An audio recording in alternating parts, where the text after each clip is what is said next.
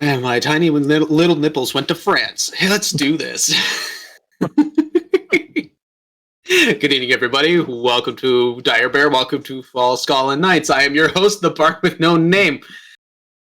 Today is going to be a really good show. Why? Because I demanded it. That being said, this is also going to be the last show for the next week. So, because next week I'm going on vacation to Iceland. It's going to be freaking sweet. I'm going to come back and all I'm going to do is be singing the immigrant song at this point. With that being said, before we get into tonight's episode and show, I want to jump over to Tom so we can get some ad reads going on. You ready, Tom? Ready as I'll ever be, JT. Thank you so much. And, of course, thank you, Adventurer, for joining us once again on Falskallan Nights. Well, this one is going to be possibly even more of a doozy than last week, and that involved us fighting in the dark. Now we're limping back to the guild, battered and bloody, without much time to rest. Adventure awaits, as does the possibility of us being above the law. How could that go wrong? We couldn't tread these perilous paths in safety, though, without our sponsors, including D&D Beyond. Their platform allows us to keep all our campaign info and character sheets in one place. They've got extensive character creation tools, expandable notes sections, and just about every source book you can name. And if you're someone like me who breaks out in hives at the mere thought of math, D&D Beyond has you covered there too. Your modifiers are automatically calculated, even if you have bardic bullshit like expertise, and presented clearly on your character sheet. Please note, you still have to add those numbers manually if your dice rolls are not using D&D Beyond's digital dice. Thank you to D&D Beyond for continuing to sponsor us. And it's my pleasure to announce that we have an entirely new sponsor for the channel. FX May Vary is a genre-hoppin', hard-rockin', dice-rollin' band of magnificent musicians from Newmarket, Ontario, who've recently joined the rarefied air of Dire Bear supporters. They balance toe-tapping tunes with mental health advocacy, and two of their esteemed number are even on one of our D&D shows. You can seek them out on YouTube, Spotify, and just about any place that music streaming services are provided. You can also reach out to them on Facebook and Instagram. Their music is designed to be enjoyed by everyone and may promote feelings of happiness, an impulsive desire to move rhythmically, a desire to share with others, and a compulsion to follow the band on social media. As always, individual FX may vary. Thank you so much for sponsoring us, and thank you for the music. Of course, if you'd like, you can also jump on this Dire Bear sponsorship bandwagon yourself. Dire Bear is back on Patreon with new and improved tiers and a bunch of great new benefits, including Discord privileges, merch, mentions at the end of our episodes in my lovely voice, and a chance to get monthly character voice workshops with yours truly. That is right. If you'd like to learn the tricks I use to create Enduring Garnet's wonderful Scottish brogue, or if you'd like to sound entirely inhuman, hop on over to patreon.com/direbearac and become part of the magic. See you there. Finally, if you want to show your Dire Bear support via some killer drip, the Dire Bear merch store has you covered. We've got shirts, we've got sweatpants, we've got hoodies and mouse pads and more, all emblazoned with the roaring great Dire Bear logo. We also still have the Pride-themed Dire Bear tees with that lovely rainbow D20 in the middle. So, whether you're someone who proudly keeps the gay in gamer, or an ally looking to advertise a welcoming table, we'll keep you looking geek and chic. As always, nothing attracts bears like Dire Bear. JT, back over to you. Alrighty. Well, thank you for that, Tom. Yeah, ad reads are getting longer these days now. You got oxygen there for ventilation at that point? Just about. It's good. You're gonna need it. That being said, I believe that's everything so far. Well, let's do it. Let's get into tonight's episode of Falskallan Nights.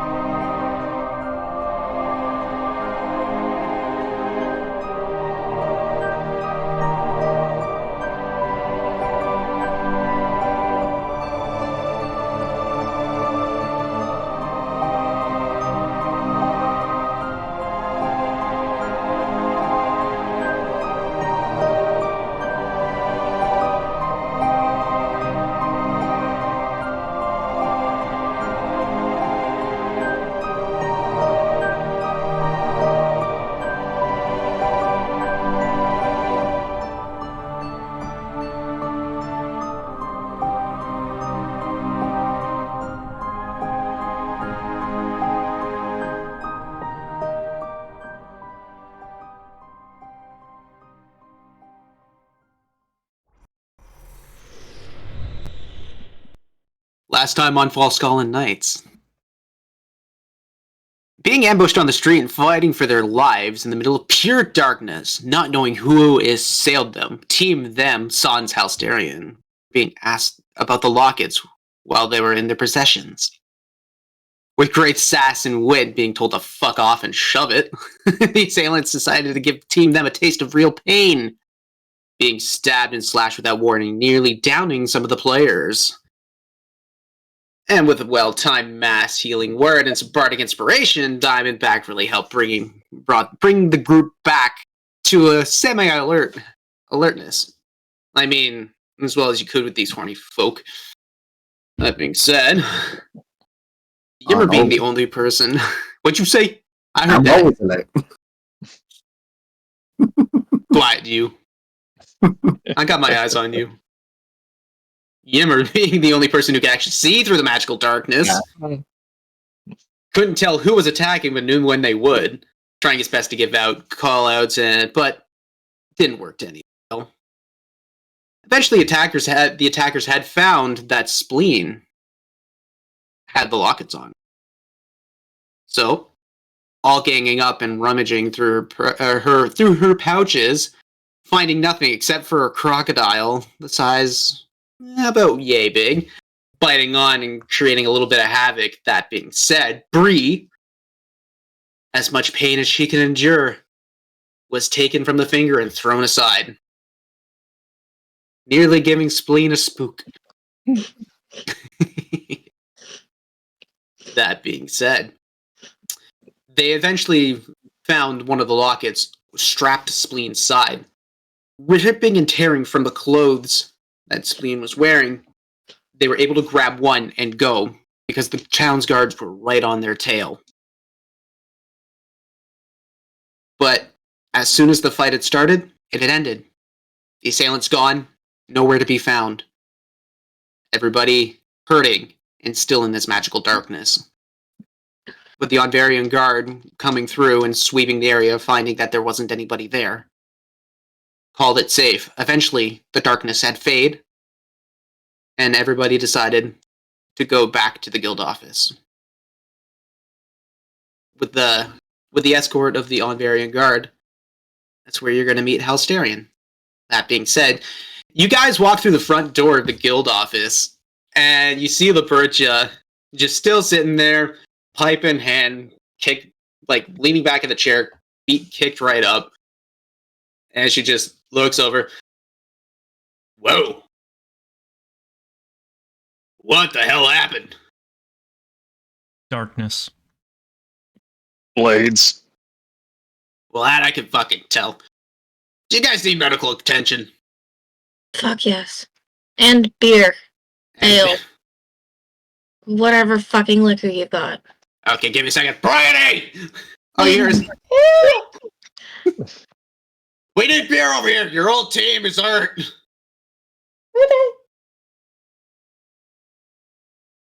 All right, follow me. Come on. Let's get Liliana on this. She gets up. Oh, guards.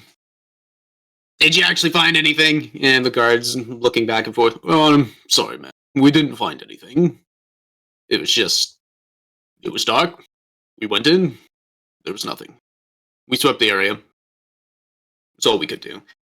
Yeah, whatever. Thank you for bringing back my people. Now, do your thing.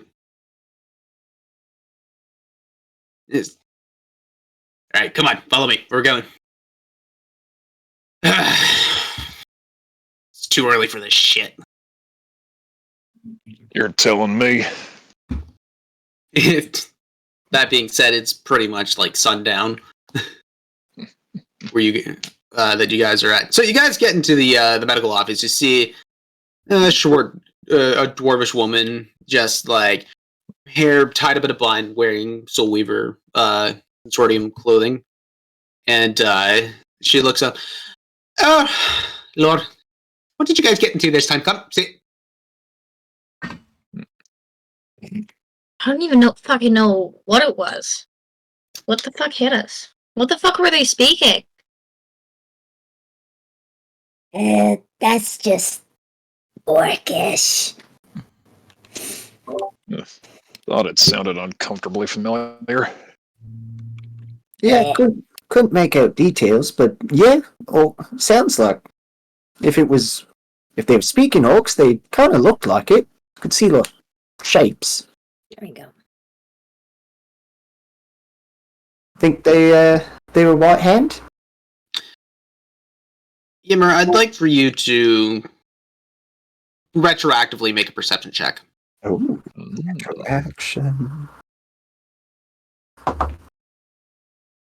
That's going to be not good enough. 9. But I appreciate you trying. Yeah. I mean, given the commotion of everything that was going on, it was hard to really discern shapes and sizes. But I mean, you've seen generalized orcish forms before, and you know that they're more broader. These weren't as broad.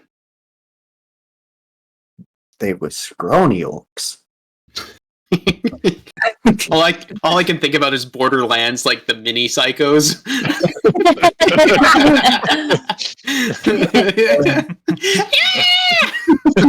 The best. I tell you to sleep or it's a dream. So they weren't regular gnolls. Regular nose, regular nose. Well, they certainly hit hard. Anybody else get that spear in the gut? Yeah, got a few. They were using some nasty shit. I managed to avoid most of it. They It's at this point you see Bryony come through the door and Halsterian is following suit. Oh, nice of you to join us. Hal, Did you're you not let- to go alone anywhere in the city. What Period. the hell happened? Did Spleen take you to a bordello again? We got mugged. um. Kind of. Mug doesn't exactly do it justice. As you guys are having this conversation, Bryony's like, "Hey guys, here you go. Here's a beer. Dark beer for you. Gives it to Beatrice, and darker beer for you. Gives this Spleen. Thanks. Diamondback, you get one. Yimmer, you get one. Hal, you get an apple juice. Or Howard, you get an apple juice. Give the goose Much the juice. obliged. Yeah. I think I may need to talk to Ivory. About what? You guys are being examined as you're having this conversation. Like Liliana is like looking at you, Diamondback, and currently just like, "Whew, dear," and you just see her hands start warming, like they feel warm to the touch, and they're glowing, and you get the sense that okay, this is a healing touch, but it's more or less taking a longer time to do its thing. But it's a more thorough job than just what you would normally be able to do. Mm-hmm. Appreciate it. What were you saying, Spleen? I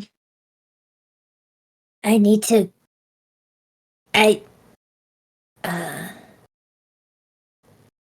Ivory needs to know what happened.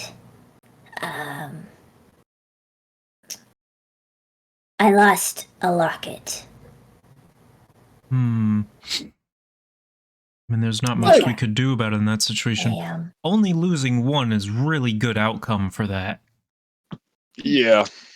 I couldn't move. Like, I couldn't do anything. Like, I couldn't speak.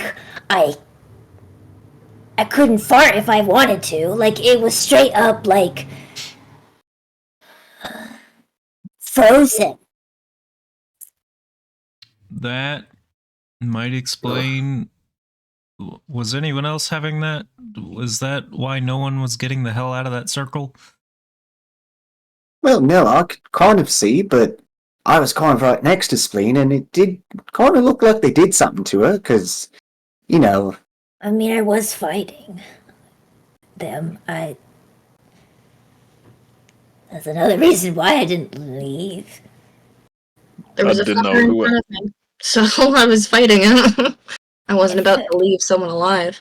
Yeah. and I didn't know who else had gotten out. Wait, so Yeah. There's a lot of them, I think. so you all stayed in the circle of magical can't see a damn thing on purpose? Yes. Yep, sounds about right. Honestly, I don't know why you're upset. That tracks. Honestly, I thought I was having like a blackout moment. Hal, I hate You you so just much gotta- right now. You just gotta Why do you wing have it. to make sense? Uh, I don't know if we got any kind of, I don't know, any magical thing that can break through darkness like that, but might want to look one up. So you're Well- saying that's also magic? Yeah, that's a magical effect. And Oh. Did anyone see me like do the run around thing in there? The what? no, I couldn't see anything. No. No, I Oh. couldn't hear anything or see. Oh, that makes sense then. Because, yeah, everything did go a bit weird, but, I thought it was just one of those mushrooms or things that I ate. So, can't explain. I thought it was a blackout until, Yeah, Sounds funny. like, yeah. Look, I've made the mistake once that I thought everything was going bad. Start stabbing, you find out you did black out, but you did stab. It's not a good time. It's better to be cautious in those situations. You told me those mercenaries started the fight. I lied. Well played. Diamondback, you start feeling a lot better. Consider yourself at full health. Sounds good. Thank That's you. a Hey. whole lot of other stuff to unpack. Alright. And she turns over to Beatrice. Come here. Let's go. Alright, show me where it hurts. And you start lifting up. You see there's Everywhere. wounds everywhere. Basically. Oh dear. Bryony, you mind helping me? And Bryony just comes up. Okay. And you start feeling like more naturalistic, like wound closing procedures happen. And then what Liliana's doing as well. So that's going on now. Wait. They took one of the lockets in the darkness. Yeah, when one of the guys was stabbing me, he was asking where the lockets were, and I told him to go fuck his mother. Yimmer, you said you could see in there a little bit? It's great. No. Yeah, like, not like as well as I'm seeing right now, but, I could see things going on, and there were 3 of them. Did they And, look like they could see what they were doing? Well, I hope so, because I kept missing them. So, it'd be pretty embarrassing if, they couldn't see and I still couldn't hit them. But yeah, they all seemed to gather around Spleen. And it was a little weird, because, I've been in situations where lots of people are around Spleen, but, there's more of a reaction, like good or bad. And this was just nothing. Yeah, that's like another reason why it was hard to leave, because it just felt like there was always somebody. There was always somebody. I didn't know where they were. And when they hit, they hit. And it pissed me off. It, really made me mad. So, I'm not gonna fucking just leave? Excuse me? No one said Are you you- were what? leaving. Like, Yeah, well, the circle wasn't that big. You could have just got out and I could have just... I didn't know that, around Mr. it. Smarty Pants. You could have said, "Oh, just leave. It's small." No. I did! And when do I ever listen to you? So what do you expect me to do? I don't You should have know. just More lit it blackout up. than You a should have just blackout. lit it up and just be like, "Fuck it." I would have been fine with that. Look, I Take a hit. Yeah. would rather not enclose you all in roaring flames when I can't see you, because I cannot shield you from my spells if I can't see you? No. I mean, at the very least, it's polite. I mean, yeah, technically, yeah. But And in my defense and Yimmer's, I mean, gestures to his clothing. This stuff's a shit of a lot more flammable than you are, kid. I mean, since you got short stack in there, I guess so. no! That, No! Dare! Terminator, you nerd! No! Why? All right, I'm a starting a wonderful human timer. being. Turning it down. Bitch, Phenomena. Da, da, da, da, da. It's Terminator. going. Let's. Oh, Otter, we know you encouraged it. Wait, what? Start. At this point, Beatrice, you start feeling you feel the warmth radiate through your body, and you're like, "Oh, this feels relaxing and nice." Liliana looks up. All right, you're done. So, all right, Spleen, get over here. All right. All right, let me see. Oh, dear God, you're just as worse as her. Come here. He starts going. Hell, that lantern we have. I imagine that would have been of use, yes. Does it cut through for everyone or just the person holding it? I believe it's for everyone. It sheds magical light. Fantastic.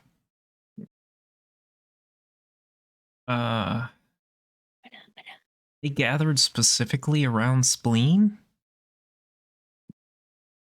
Like, not right away, but as soon as one went over there, one just kind of popped Yeah. up. It says like Orcish like found it. She's in there, something like that. She's got it. Oh, that's what they were saying. Yeah. Okay, so they could definitely see in some way, shape, or form. Yep. Your fellow Or at least could feel the magic emanating off of the... That's lockers. true. It might have just been a simple detect magic. The one guy did have some kind of like glowy thing right before he went over to Spleen. Like, we kind of went at each other and then he backed off and I backed off. And I thought we were done and then he kind of glowed a little bit and then, well, he ignored me entirely. He glowed, or he had items that glowed, like something. the equivalent I of Delving couldn't- rods. Couldn't really make it out, but just from a distance, something on him or that he had or that he cast made something glow. Like it wasn't all him. So, yeah, I guess it was something. So, guess that means they might be coming back. And they'll always know where it is, I guess. It's so embarrassing, though.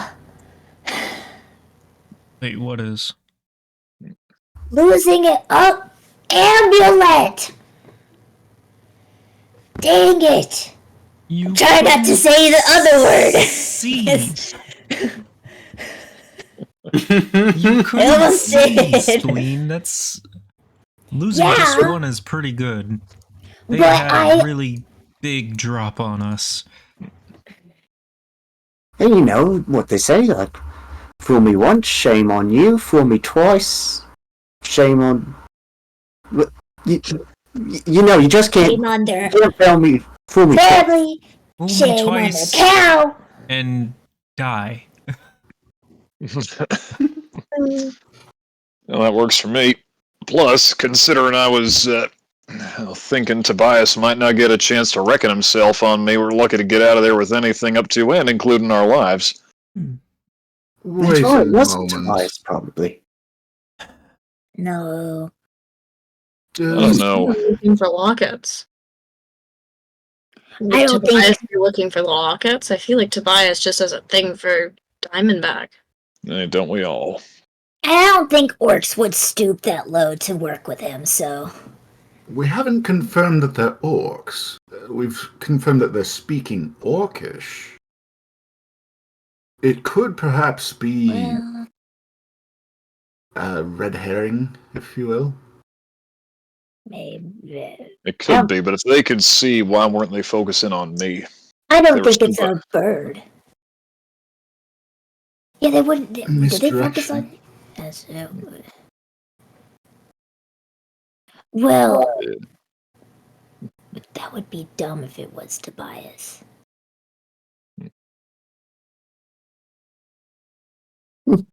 Guess that just means we get to look forward to another fight. Spleen, you feel a couple pricks and prods from you as Liliana is healing you out. It's just, whew, look at that. She pulls out just this like little sliver of metal that kind of broke off in the skin. That could have been deadly. What good? There you go. You're all good, hun. And she kind of just gives us a light like slap to the cheek. Just Hey, that piece there. Is there any of that, whatever they have on the blades, is that still on there? Are you able to what are you talking about? They're so bloody. wait, does it have any traces of anything? I Their don't know. blades did more than just cut. I don't know if it was poison or magic or what, but they hurt a lot. Give me a second. Let me see. You see, like, she closes her eyes for just a couple seconds, opens it up, and you see this almost hue start emanating. She looks at it. There isn't anything. If there was any sort of poison or magic on it, it's gone. Hmm. Shit. Oh, Spleen. Oh, what- crap! Oh no! All right. No! No. Why? Why? Why you do this to characters that this is normal for? Honestly, I think It's so anytime they do a no cursing, it adds 5 minutes to each of our episodes. Yeah. It really does. That's the worst part. Oh, that being said. Spleen. I saw you got some hits in. What color is the, whatever it is on your blades?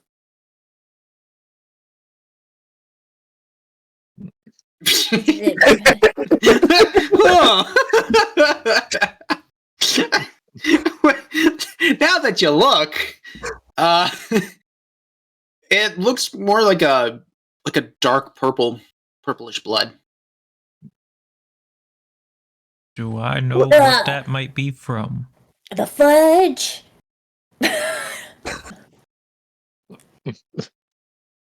Make an intelligence check. No, that's not. Actually, no. Make a medicine check. Sorry, Who? that would be for Howard. Oh. Argus. That's not wrong. Oh, I'm proficient in that. So a 10. A 10. Yeah. I mean, there are few species that do bleed purple blood, but I mean, none are really coming at you right now. Okay. Vulcans. Would the medicine lady know?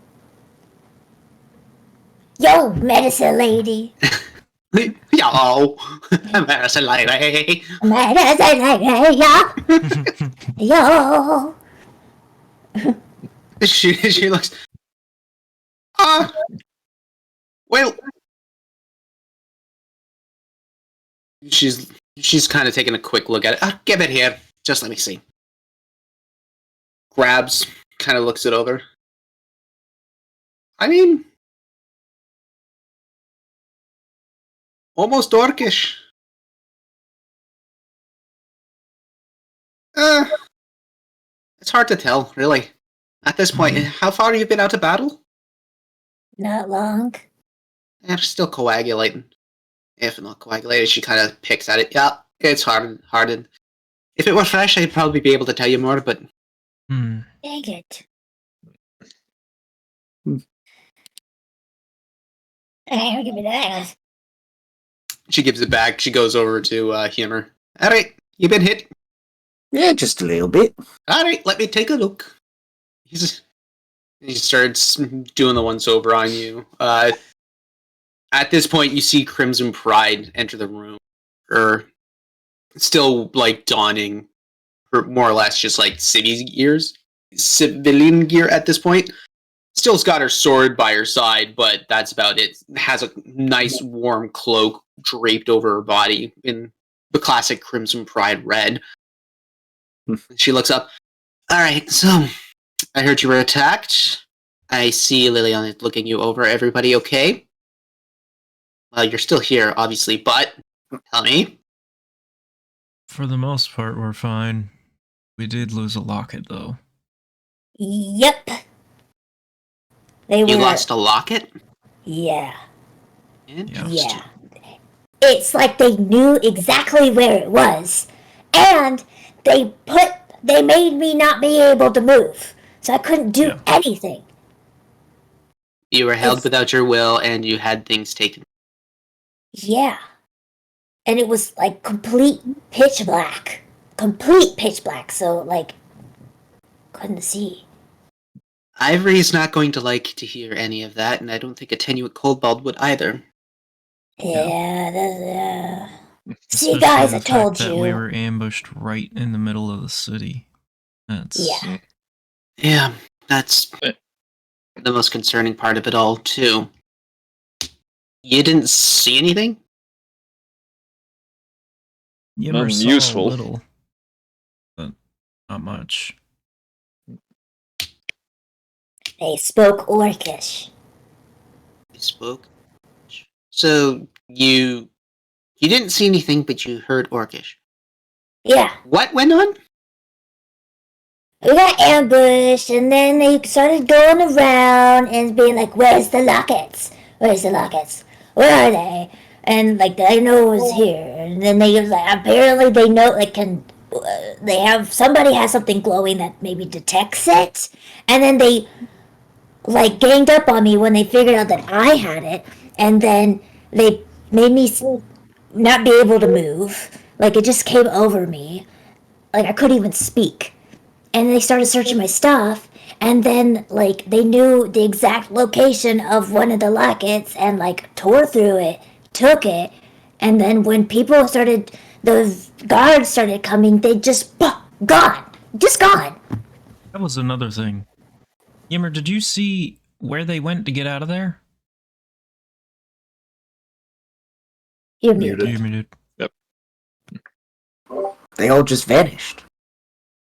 I Okay. couldn't really see. I don't know if it was like something I can do, which is like No, disappear and reappear somewhere close by. Just couldn't see. they probably teleported. That would explain why I didn't see anything. I was watching to see anyone exit. Never saw anyone but you guys. We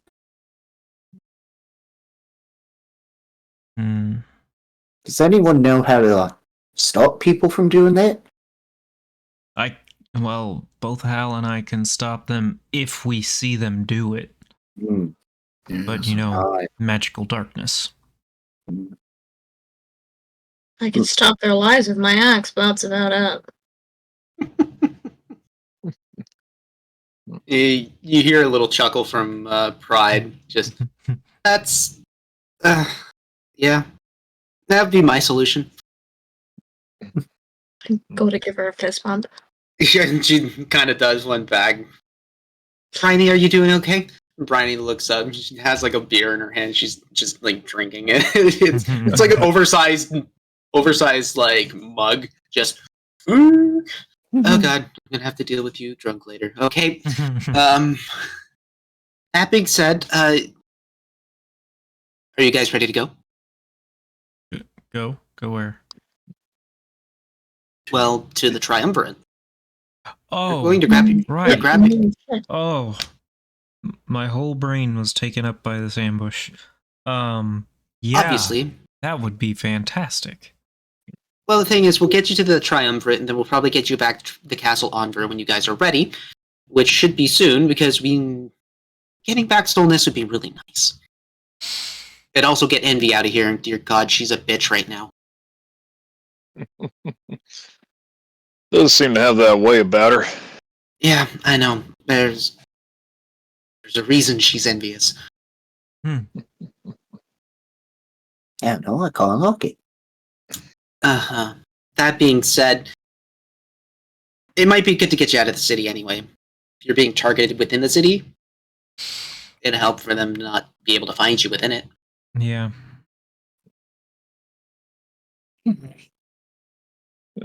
Seems to me just fine. Now we know if it goes dark to move, I guess. Maybe.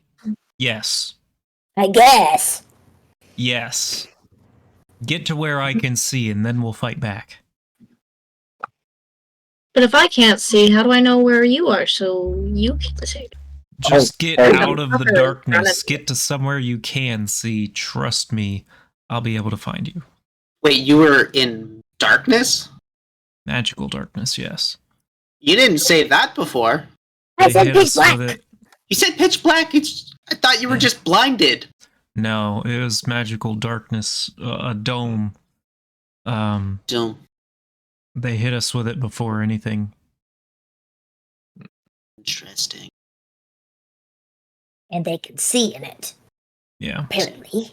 And their weapons were coated with something, so when it hits you, it really, really hurts. Oh yeah, Like, it just, like, a lot. is in you. They could What's see. that stunned you? They could see in the dark. They created the darkness. Poisons. And they were able to use paralyzing magic. And their blood is purple. That too. Man, She how did we she- skip she all looks- these details? Pride is looking left and right, just like just inquisitively. You can see that there's something going on in her head, like they're trying to rack her brain and see if she can remember something. I might need to talk to Cobalt about this. All right, you guys almost ready? Let's go. Yeah. Liliana looks up. All right, you're done. Kind of just like gives you a good old hearty shoulder slap. Thank you. And Pride turns over. All right, Briny, honey, I'm going to be leaving. I'll be back a little bit later. I hope you're not going to get as drunk as I think you're going to get. Briny's just like... Can I get a to-go ale? Every ale's a to-go ale if you're fast enough and just, like, pounds it. Well, this one's already done. Another! Oh, God, please don't tell me I'm going to have to deal with all you guys drunk. No, Nope. no. Okay, let's go. So that's a no to a roadie? If you can get to the... If you can get to the kitchens and back before I leave. Yimmer's already going to the kitchen. Just before you She get doesn't to know where the kitchen is, but she's following. you guys are okay. So you guys easily find the kitchens and the mess hall. It's easy enough to find. You guys have been here before, and the layout isn't exactly as complicated as you might think it may be, or maybe not. I don't know. I can't read minds. Why not? Why not? Trust me, I'm trying, but my anxiety doesn't let me. It always gives me the wrong direction. I always just assume the worst in people. Let's. Hey, optimism. That being said, you grab a couple of beers. It's at this point there was a fresh stout that was cracked. So it was you pour it down. The taste is like almost very smoky, but there's a maple aftertaste to it. It's very, very smooth. That being said, you guys meet up at the front, and Crimson Pride is now wearing much warmer gear, but not in armored at all. Has her cloak on and flips it. Speaking of beer, And he's gone. And he's gone. As soon as you talk liquids, it just has to go. Yep. She's wearing a nice cloak, that nice crimson coat, but it has a red fur in around it. So she flips it up, and she starts walking ahead. It's very much like the best way I can describe it to be like Brianna Tarth, like that kind of a whole silhouette and action, whatnot that's going on. It's magnificent. Why were we watching that? Oh, Oh, very I've- nice. probably mended up the worst parts of her clothing, especially spleens, while we I were figured. talking in the hall. So Yeah. I figured. Yeah, no, you guys were in the infirmary. yeah. Yes. So you guys got patched up. Like everybody is now considered to be at full health. Oh, sweet. Oh, yeah, and I think Howard was saying like he went around like repairing everybody's clothes as well, and I would have done the same Yeah. thing. But yeah, so like you guys were keeping busy as conversations were happening. You can't exactly be like, I don't want to be stopping a conversation mid sentence to understand like the actions going on. It's cool a couple of times, but if it's gonna be consistent, that's just when it starts striking. Spleen. Do you want us to give the last lockets to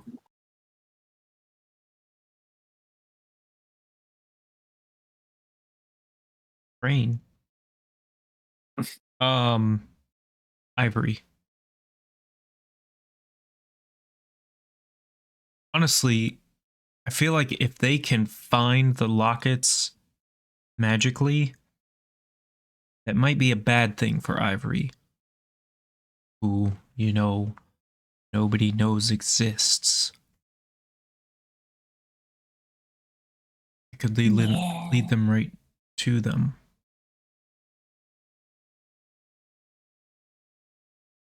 It might be better for us to hang on to them now that we know we have that target on our back, especially if we're leaving the city and can pull them away from the city.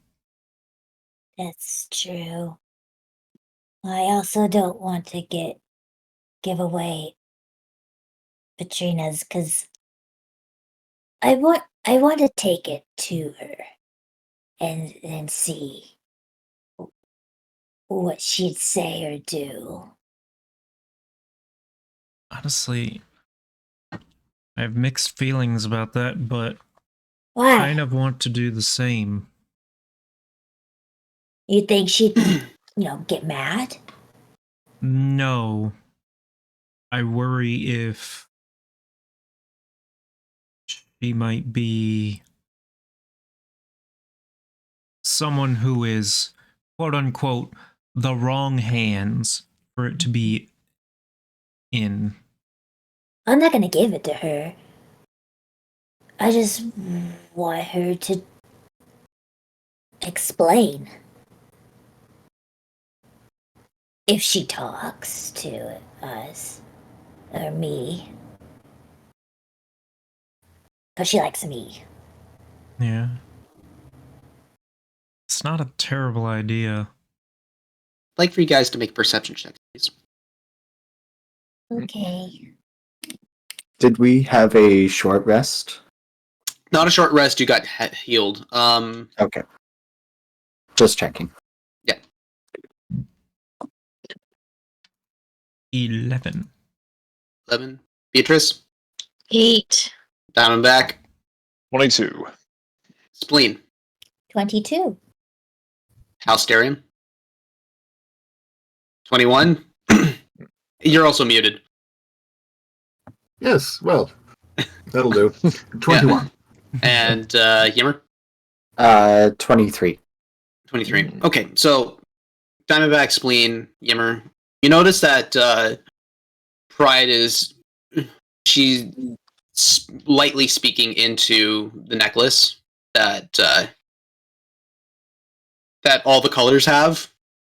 You recognize that she's using sending message, the sending spell via the necklace, but you're having a harder time figuring out what she's saying right now. That being said, you guys are being led through Old Town, and at night, it's like the snow is starting to gently fall in, and it's really beautiful in a dirty, chaotic way, where like you see the nice purity of the snow come down, and then it hits a lot of like the worn households that have been built in random places, kind of just in a chaotic mess as it was. Weaving in throughout the town, it takes about 20 to 30 minutes of walking through and trudging through some of the mud-packed streets. You end up right close to the Soul Weavers Consortium, actually, but it's a little farther off. But you see a series of brick buildings with a couple of scorch marks and what looks to be lightning scars on a couple of the windows. There's a few large metallic rods that are sticking out from the roof of these buildings, and like other than that, this place looks rather unremarkable. And Pride comes, all right, triumvirate, let's go. You guys walk in, and what you see is almost like an emporium of wonders, where there's items floating around, like candles that are being held in the air that are doing that. There are murals that are shifting from interpretations of like constellations, battles, sceneries of like large mountainscapes. It almost looks like if the Pillars mountain range, if it was taken from like an artistic perspective of it from like far away, even though that seems physically impossible. It's just like this is the range, what it is. And then some of them turn into magical beasts. It's rather interesting, though, and like you think it would be a lot colder given that like the exterior seems very unforgiving, but you walk in and you feel the sense of warmth and the smell of. Well, actually, Halsterian and Howard, you would recognize the smell quite well. It's like a lot of enchantment dust floating through the air, and like the smell of inks, and so like this is very much a hardworking place. There's a bit of a pit fire right in the center of a cylindrical room that has like a bunch of freestanding columns holding up what looks to be like I want to say cathedral ceiling, but it's like a domed ceiling. Very classic Roman architecture, the inside. And Pride walks in, takes off her cloak. Can we, I'm here with the colors, with the Falskallan Axis, and we have an appointment. And you see the secretary, he stands up, and it's a human that's well-tailored and like wearing a well-tailored suit and long coat. He looks up. Ah, yes, please, come with me. We've been expecting you. Koss has been waiting for you. Let's do this. And so you start being weaved through a series of hallways, and you look through some of the doors, and you see what looks to be like enchanters in the middle of imbuing an armor set. Some of them are scribes and whatnot, creating scrolls.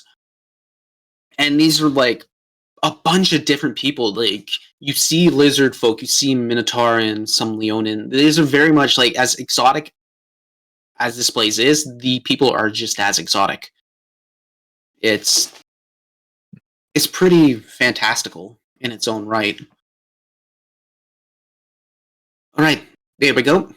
And when you walk in what looks to be like a stable, and what you see is like this tall and lean person that has this set of armor that moves almost unnaturally with them, and like for the lack of a better term, it's almost like an Iron Man suit when it's all the nanomachines. Like, it just unnaturally shifts and shapes to the movement of the body that keeps going, and it's flowing absolutely beautifully. The secretary comes up, costs your appointment to see him, and he turns around. And then turns around, the mask happens, but then it pulls right back. Well, yeah, it pulls right back, and you see a very pale skin toned and jet black hair tied in a very low ponytail. And now you recognize that this hair is long. It reaches the middle of his shoulders, but there's very angular features within his face. And the eyes, they're almost bright green, but you can swear they reflect light in such a very odd and weird way. It almost seems human, but there's just something off. He looks up.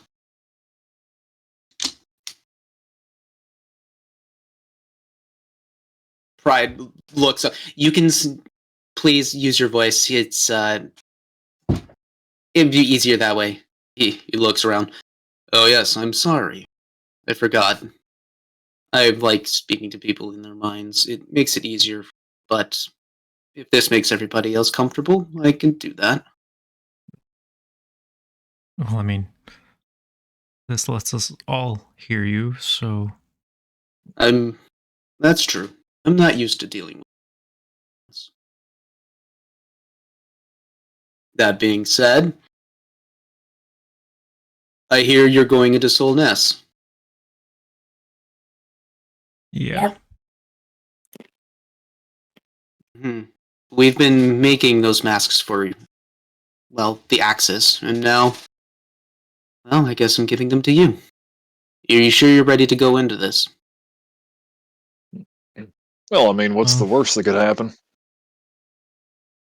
You hear in your mind, Diamondback, just pain, insanity, death. Yeah, I was being sarcastic, but thank you.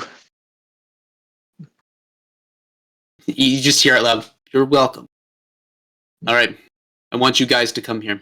I will show you how all this works and how to attach it. You guys start coming forward, and you see a series of masks, and there's only 5 of them. From what I hear, he looks over at Spleen, you are not able to actually receive Troll's Mane. I guess. Would you like one just for safety's sake? Sure. All right. He's saying yes, so yeah, I guess. So that'll be 6 mutated of the once. 10. Better safe than sorry.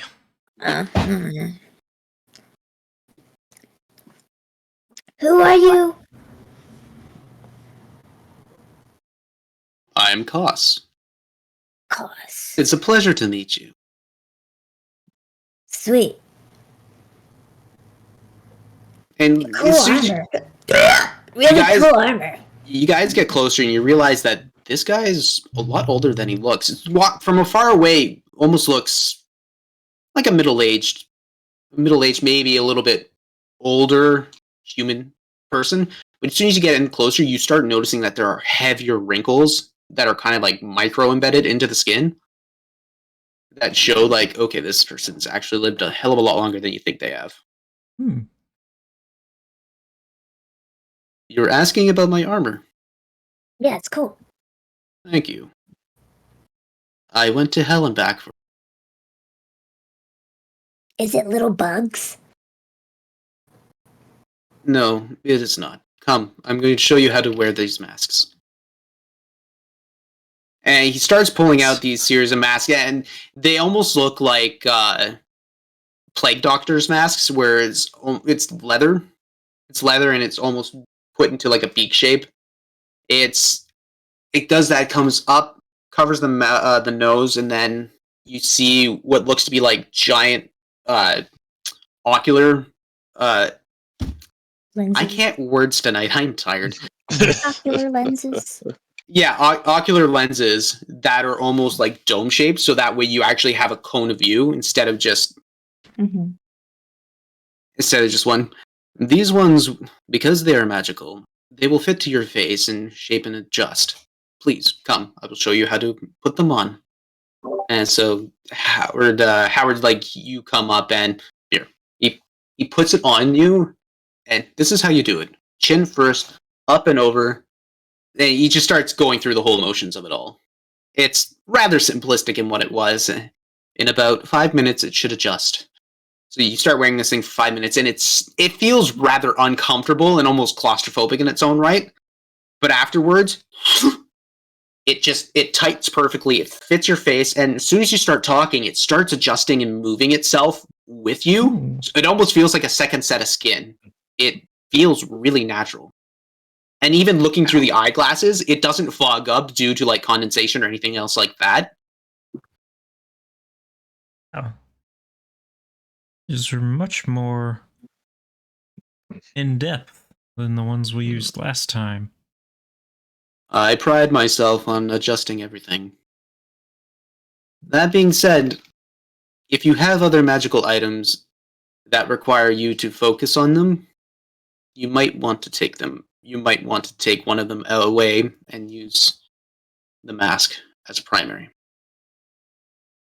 Unfortunately, I'm a bit broke. Didn't really have monetary means of getting such items. That is okay.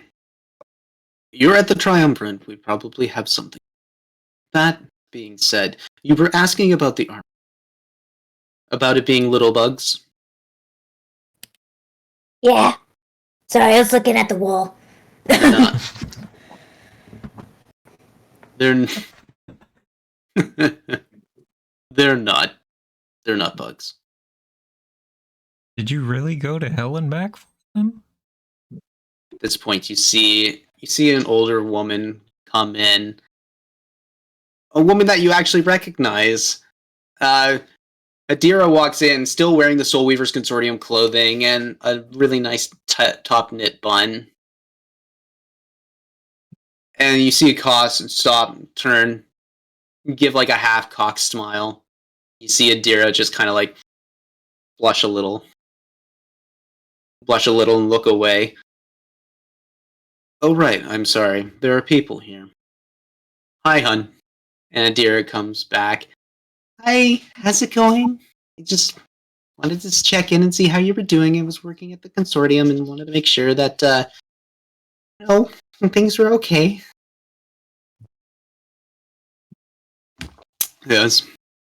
Well, I'm fitting these people with the masks that you had helped in research.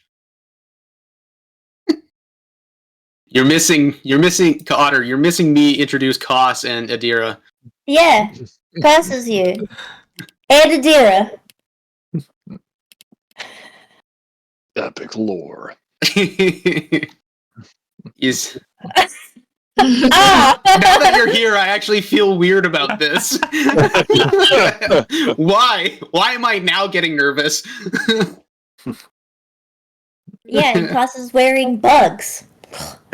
Futuristic bugs. It's bugs that are not bugs, and you're missing it. You see, like, as soon as you see Koss and Adira talking to each other, pride just kind of like, oh god, here we go. Just naturally goes away, and Adira, oh honey, you're here, how are you doing? And she comes up, just kind of like, puts her hands on the cheeks. How are you doing? I'm good, Mom. Thanks. Koss, are you done here? Are you done here? Koss looks over. Don't dismiss your mother. Go.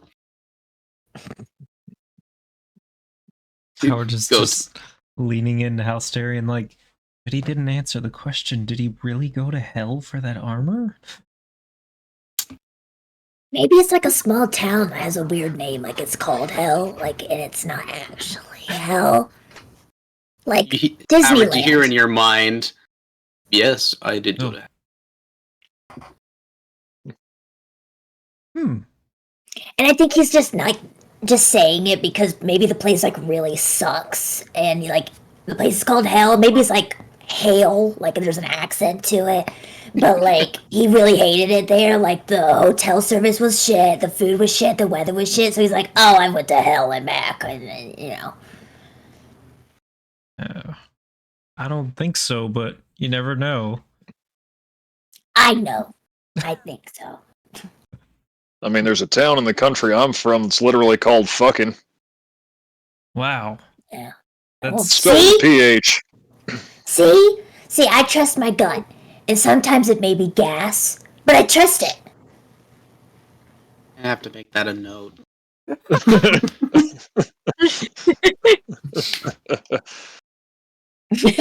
Based on the lovely town of fucking Australia. Where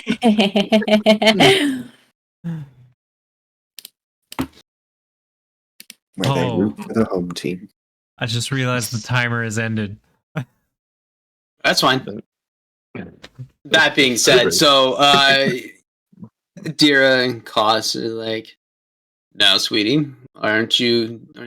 You're supposed to be back at the consortium. Why aren't you working? She's like, I just wanted to see you. She's kind of acting bashful and such. That's all right. I will see you later. She looks up. Yeah. Okay. Yeah. Pride, sweetie. Good to see you again. Are you coming back? You coming back to the guild office? You're gonna be doing puzzles soon. she looks. Yeah, mom. Okay. Yeah. I'll do puzzles. I know Bryony loves doing them with you. You see Adira's face just brighten right up as soon as she mentions Bryony. Don't do that. Yeah.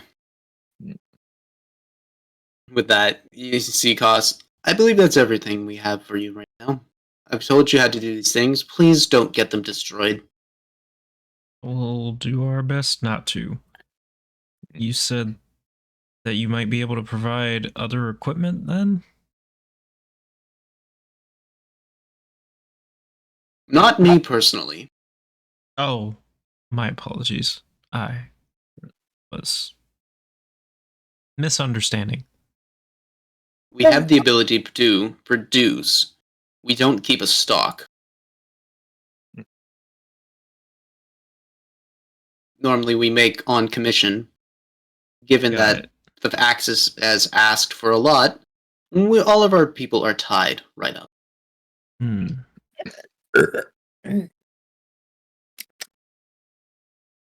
Oh, by the way, if you wish to release the mask, he goes over and he goes over to one of the masks.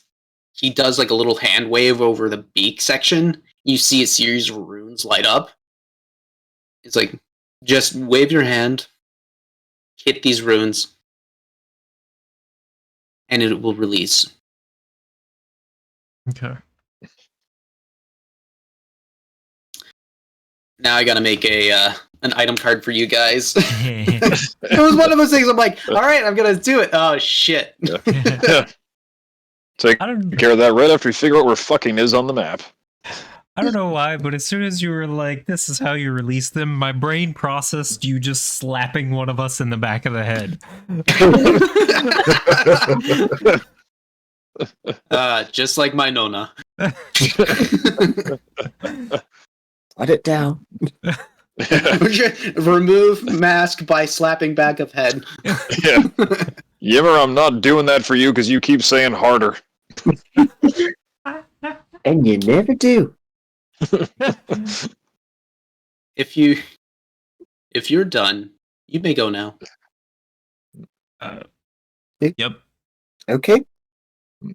Thank you. Back to what I'm doing. He steps back. The iron masks come right back on. He starts turning around, and what you guys didn't notice before was you see like this giant metallic series of like armor platings up on what looks to be a cart, but it's almost too big to be a cart.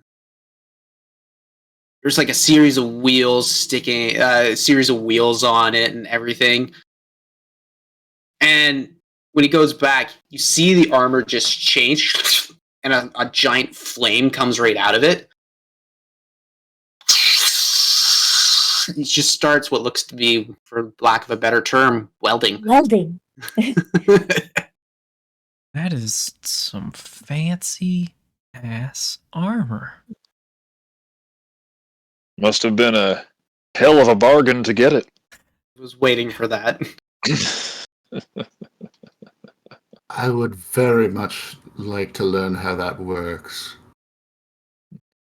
Perhaps implement it myself sometime. You hear in the back of your mind, House Darian. You don't. Oh dear. I really think it's bugs. I think he's just embarrassed about it. You guys leave and heading right through the halls and whatnot. Pride turns around and looks at you. All right, so do you actually have everything ready to leave right now? Hal hasn't had a chance to go shopping. We did, Hal, there was one thing out of the few you were looking for that we came across. I don't know if you have the funds for it offhand. One of the shops had a belt that would make you stronger. Curious. I do think I would like to have that. If memory serves, I want to say it was about 3,200 gold. Hmm. Uh, I'm afraid I don't have that on me at the moment. Yeah, that was my Okay. problem with everything we saw. Yeah. I mean, I could chip in a bit, but Yeah, I can too. Like, as long as, we're gonna be getting outfitted with something a little more sturdy, that would be ideal. I can help a little, but I Alright. really don't have much on me. I'm sure we can make an arrangement if you are all amicable. Sure. Yeah.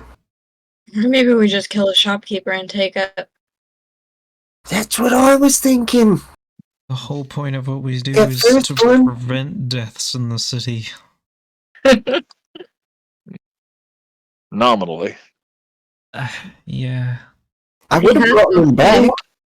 I just I would've glance over at prevented the Pride to death. see what her face looks like. It's this.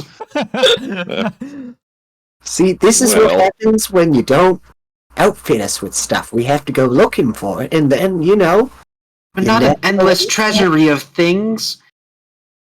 Unfortunately, we actually have budgets and limits. The hell's a budget? You want to talk to I Golden think- Cavalier sure. about this stuff? He will talk your ear off about budgets and intricacies. Dear God. I asked him once and I never got out in 3 days. I know what a budget is, unfortunately. Terrifying. Let me Now- tell you, wizards use... Budgets are important for us. Yes, now wizards know how to budget. Budget just sounds like punch it. I was thinking it's like a bird or a dance. Ooh, a bird. Like, It is, in a sense, a dance. Just not with your feet. with your hands? Your Kind of. money. Punch it.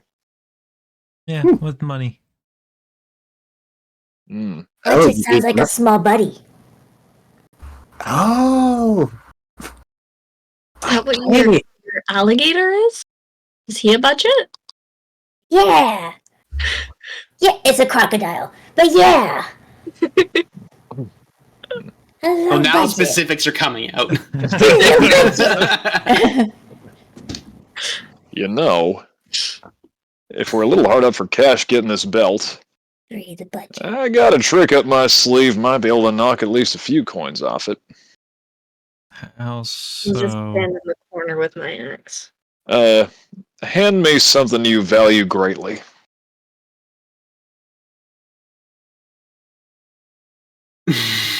Well, at this point, I'm going to hand him the lantern of revealing. Oh yeah, sure. Now you give this to us, right? That would have been nice. I mean, he's had it the Well, whole let's- time. Well, just- let's see here. And I kind of like look it over and ponder. It looks alright. Alright, hang on. I tap it a little bit. What the hell is this? And I cast Distort Value. And I add just a little pitting of rust around the hinges. Well, hell, you were trying to sell this to me at full price. I'm going to need to repair this within a year. The hell are you trying to pull? Nifty. Can you tell me exactly what that spell does, please? Yeah. So, Distort Value. You cast the spell on an object no more than 1 foot on a side, doubling the object's perceived value by adding illusory flourishes or polish to it, or reducing its perceived value by half with the help of illusory scratches, dents, or other unsightly features. Anyone examining the object can ascertain its true value with a successful intelligence check against your spell save DC, 17. And when cast at higher levels, the maximum size of the object increases by 1 foot for each slot level above first. Okay. Good to know. That is very good to know. I mean, Yeah. worst comes to worst, it might be useful. You know, thinking about it, I think I have a couple of potions too that we haven't used.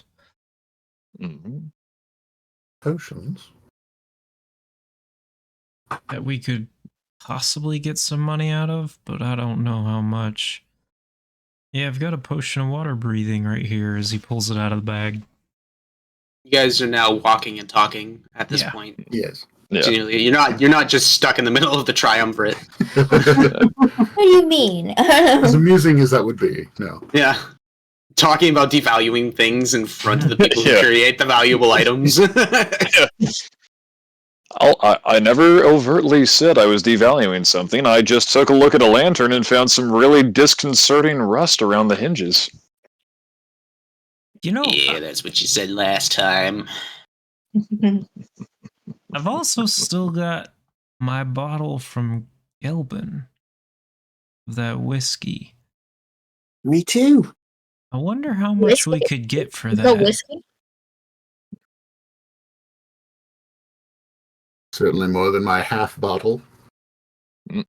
I'll My trade you empty I'll trade you my beaker of mysterious liquid, some of that weird stuff that I've been keeping. What? Yeah, For my half a bottle? you know, that stuff, that goo stuff. I still have Oh. a beaker of it. The stuff you found in the underground tunnels where they were making the damn disease. Yeah. Turn Thought you that into drank the that. consortium. No, I kept being told not to drink it. Are you saying I should drink it? Because I'll do it. No. Oh. Got me excited. Anyways, yeah, I still have that. I'll trade you. I pull out some rib bones. I got some rib bones. I got some griffin feathers. I have a book. I know how much you like books. Like, really, it's a ledger, but, you know. Eventually, you guys hit the hit the guild hall. What are you trying to trade me for? The entire lamp? No, the whiskey. Oh, What? My half bottle. I tell you what. No, I thought Howard had a full You bottle. walk in through the front door. Boosh, you see Pride just like take off her cloak. So, assuming you guys are not going to be leaving right away, you're probably doing it tomorrow morning. Or tonight, you know. Are the shops still open? At this point, it's getting kind of late. You probably missed out on shops. You probably missed out on the shops at this Honestly, point. if we're getting ambushed, it's probably better for us to rest up and be prepared in the morning. Yeah, probably. Indeed. Killer. So we go over to the shops now, break in, take the belt, and then Yeah. we leave. I don't disagree with that. Or we could just stop by on our way out in the morning. Too complicated. Really, why are we being paid if we're not going to use the money? Let's just use the money. That's a Well, I solid use the point. money. I just have more. But I don't want to use any more. Necessarily, if we don't have to. But, we can do that. We're Thank you. upstanding people these days. Where you guys going in the guild hall? Probably to the mess hall. Food? Probably going to the mess. Yep. Yeah. All right. With that, you start walking through. You notice that Boddick is around. He's out in the middle of the courtyard. He's kind of just like practicing some sword stances. Just doing the basics. Upswing. And it's like, okay, well, he's doing his own thing. You go through. You see Bryony in the mess hall, just kind of like, just waiting back and forth. Pride comes in with you guys. Oh, honey, oh, God. All right, come with me, and just bends over, does the Russian army carry, just lifts her right up, right on the shoulder. All right, time to put you to bed, Bryony. I don't want to go to bed. I'm gonna pastry. Lightweight. Always has been. For those who didn't see it, we gotta hydrate. Yeah, I already took my sip. Oh, Yeah. I did not. I ran out of my hydrations. Oh, Give me a sec. no. A little bit of tea left. Well...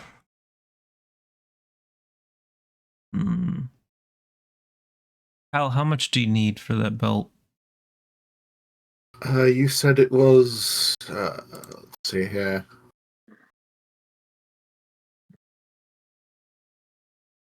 Is this the Okay, place we get a down discount somewhere. at? No, Oh, dang it.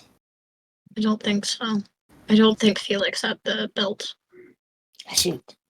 I thought Felix had the belt. Yeah, Yeah, Felix from did what I have the remember belt, yeah. watching it, I thought he did. Yeah. So, do you wish to try and steal from your own? No. No. No, wait. Do you wish to try and steal from your uncle? He would come at me with his black voodoo fingers and she'd run the opposite way. He's not my uncle. Don't steal from my uncle. Okay, now what do we define stealing as? Facetiously making an item of great value look like it's shit?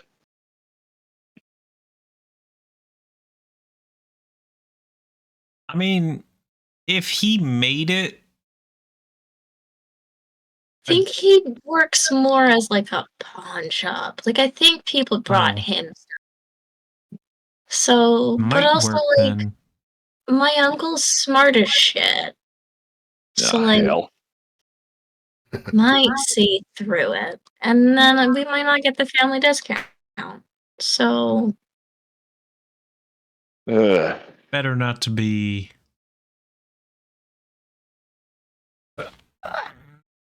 All right, boys, redeem stretch. Yep. No! All right, arms go up. It's like stretch left, stretch right, pull back, arms back, double chin. While you guys figure out this shop thing, I'll be right back. And I'm gonna start strolling towards the open grounds. In the courtyard. At this point, you walk in. You see Boddick doing his thing, but you see Exus following in form. It almost looks like it would be like a kata, like a martial arts dance. Mm-hmm. Just kind of, sword swing up, sword swing back. You step back, lunge, thrust. It's rather poetic the way you see that. Mm-hmm. Try to find an empty spot. Try once more before the night ends. All right. So you easily find a spot to like try and practice, and Boddick and Exus are kind of looking at you. Goose, what are you doing? A thing. I'm not gonna What? say What are you doing? Are you doing that thing again where you blew yourself backwards? possibly. Oh, Find yeah, you out. blowing stuff up? Oh, I want to see it this time.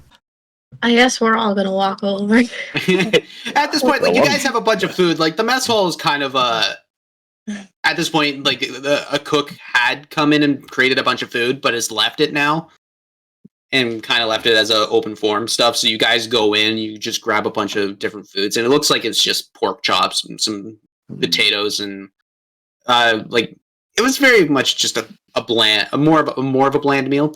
That being said, it was still good enough to just like plate it, go and start eating. You guys, you head out and you see, yeah, Howard's there starting to set up and doing his thing. So, Howard, explain. Well, What? we're gonna pull that crystal out and gonna turn it a few times in my hand.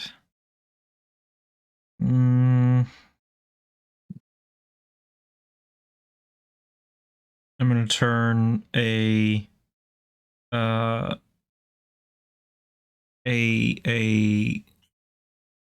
reddish orange looking color outward, facing away from me.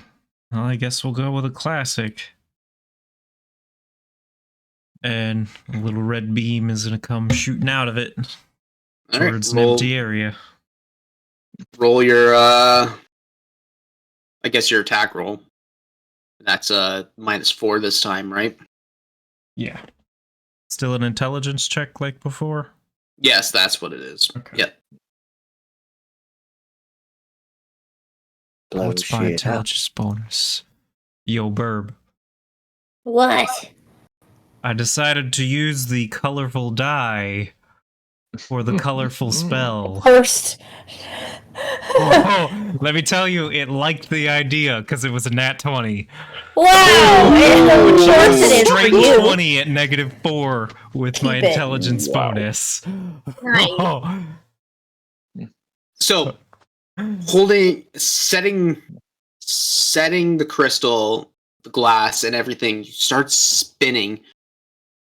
Start creating. You're changing everything up with the formula that's going on. Instead of it just being a pure spin and having it shoot at random, you're now realizing, okay, the idea of everything that's going on is more focal. Even though, yes, you're starting to spin the crystal itself, or the glass itself. The crystal inside is what locks in the actual magical elements of it all. Looking through, you focus your mind and realize, there, that's it. Pure focus and energy starts going through your arms into the crystal, creates this tiny, thin wisp. Like this tiny, thin wisp of red that flies right forward and hits a target dummy.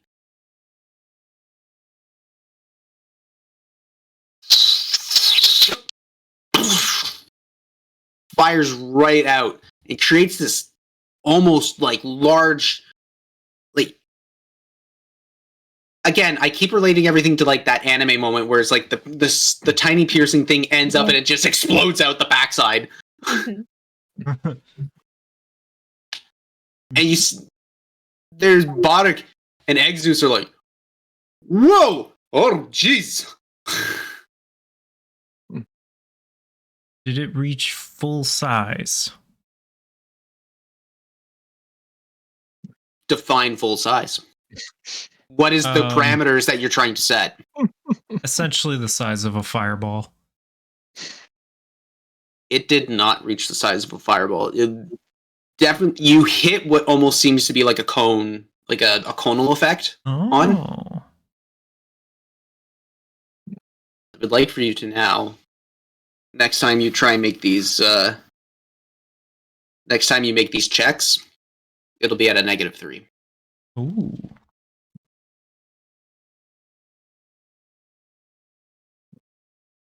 You're still figuring out how to tweak this and get this to what you want, but it's not exactly what's going on. As of right now, whenever you use this spell, you will have to use a spell slot for that. Whenever you use this spell, the effect will basically be conal from origin of target. Interesting. You do not have control of direction other than just opposite to what you're doing. That makes sense.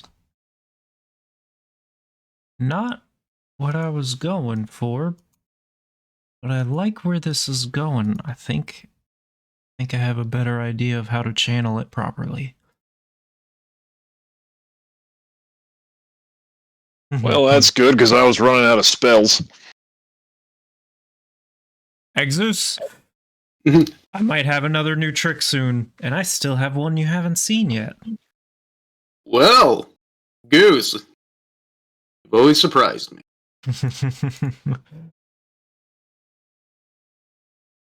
Oh. So at that point, what does that mean? You guys going on a mission soon?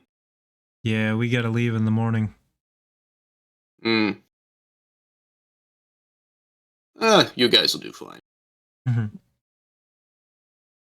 I'm assuming it's all top secret. Yeah.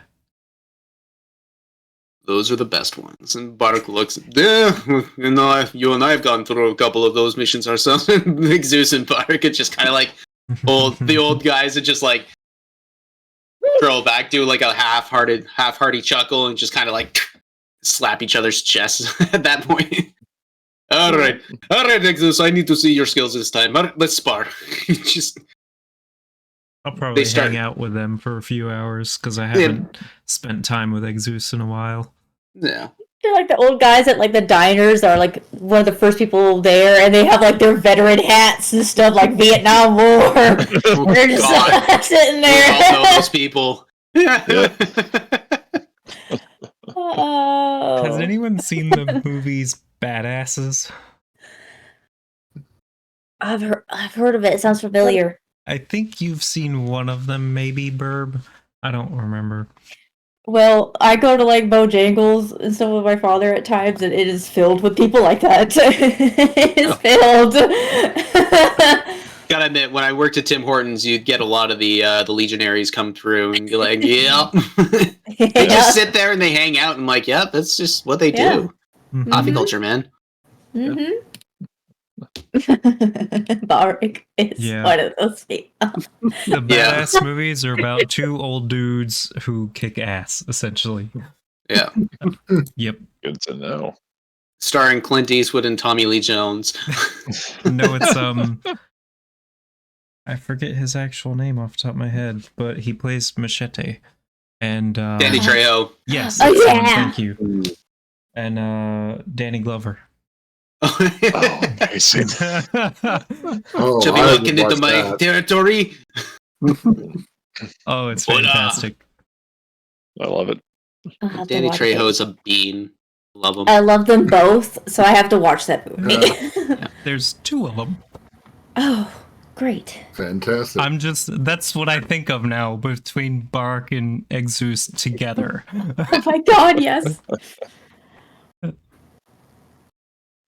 So, what are the rest of you guys doing then? Brothel? I think we might want to stay in here tonight, buddy. Yeah. Yeah, I need to Ross. sharpen some of these weapons. Pre-battle meditations. Yeah. Maybe puzzles with Adira? Maybe Muslims did deer. I would join Puzzles with Adira. Well, what do you do? I'll go with you.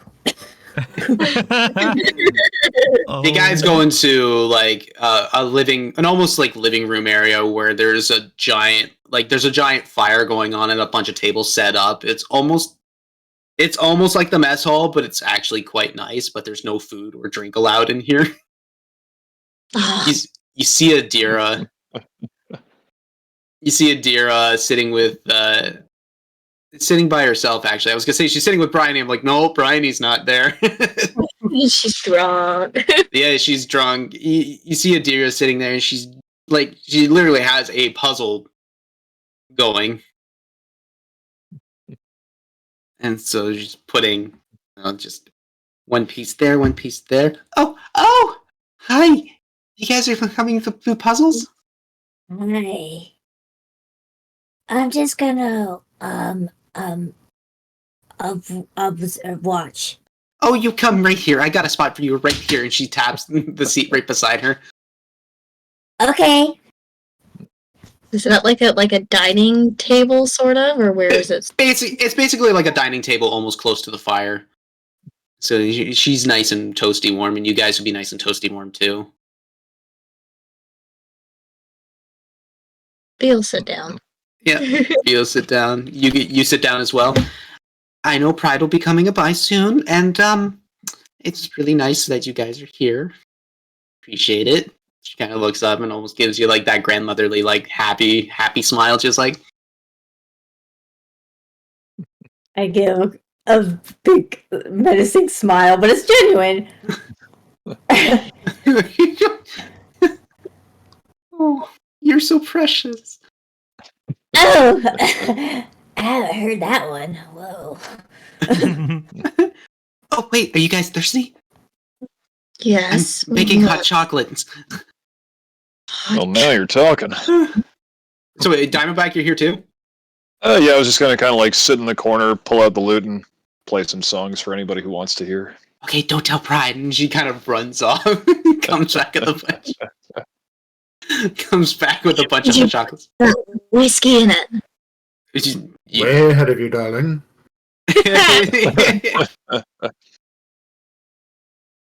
And so a bunch of hot chocolates come out, and whiskeys get poured into specific ones. Adira doesn't take whiskey in hers. There. At that point, it's I don't want to make a roll for it, but I really don't, because it's just going to be a really nice evening regardless. I'm the type of I'm like the cat that swats some pieces away, or maybe like will chew one at the corner so it doesn't fit right anymore. No, honey, no, we don't eat those, honey. We don't eat those. Oh, but it looked like Skittles. I just don't. No. Scuttles, I mean, sorry, not Skittles. Scuttles. the D&D non-brand variant. Yeah.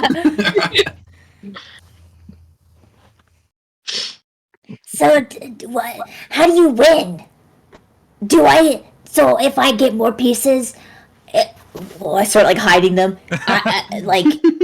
That person wins? No, honey, no. We put the ball on the table. We put the ball on the table. God, I'm not going through this with you.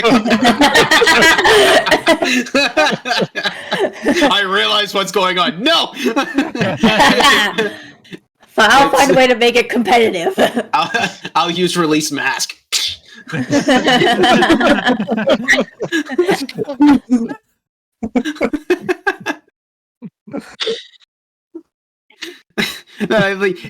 She goes through the whole explanation. You guys are just sitting there relaxing, having just a really, really fun night. Pride eventually comes in and sees all the drinks and looks at Adira and is like, I can't win with you, Mom. I'm only in charge of corner pieces. I'm the queen of corners.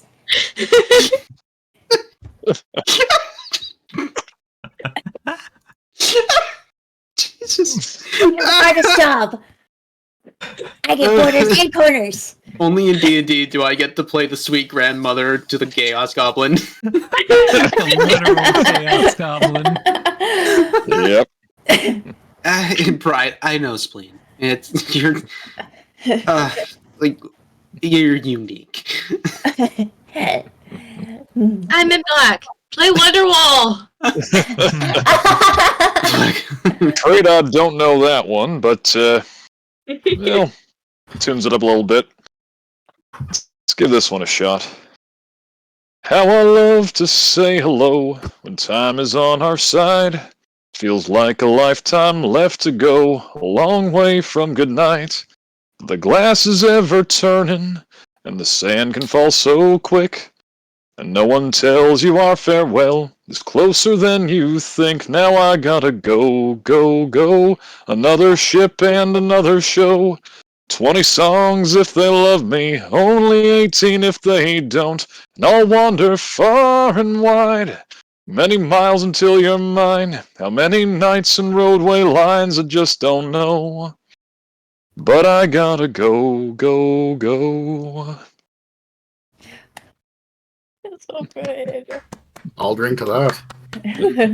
Cheers. Yeah. Hot chocolate. Ow. And you taste the hot chocolate, and it's very smooth. Very smooth. You got like the hints of cinnamon, some nutmeg in there. And those with the whiskey, you got a nice tang and bite with it as well. It's really refreshing, honestly.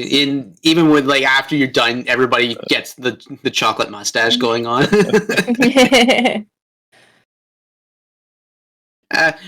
And even like during Diamondback's performance, you see Bodrick, Exus, and Howard come in. Yeah, they come in. They're kind of sweaty and whatnot. You see Adira go up to Bodrick and like, oh honey, she kind of like grabs like a half towel that she always kind of keeps on her. She's like, here. Wipe yourself off. Exus, do whatever you need to do. Come, sit. At this point, you see, like, everybody's doing puzzles, drinking, having a conversation. There's a nice fire going. So just a really, really nice scene. Can I Don't Can I fuck it up, just, Howard. like, prestidigitate the sweat and whatnot off of Exus and make him poof up? Oh my god. You use blow dryer on Cat.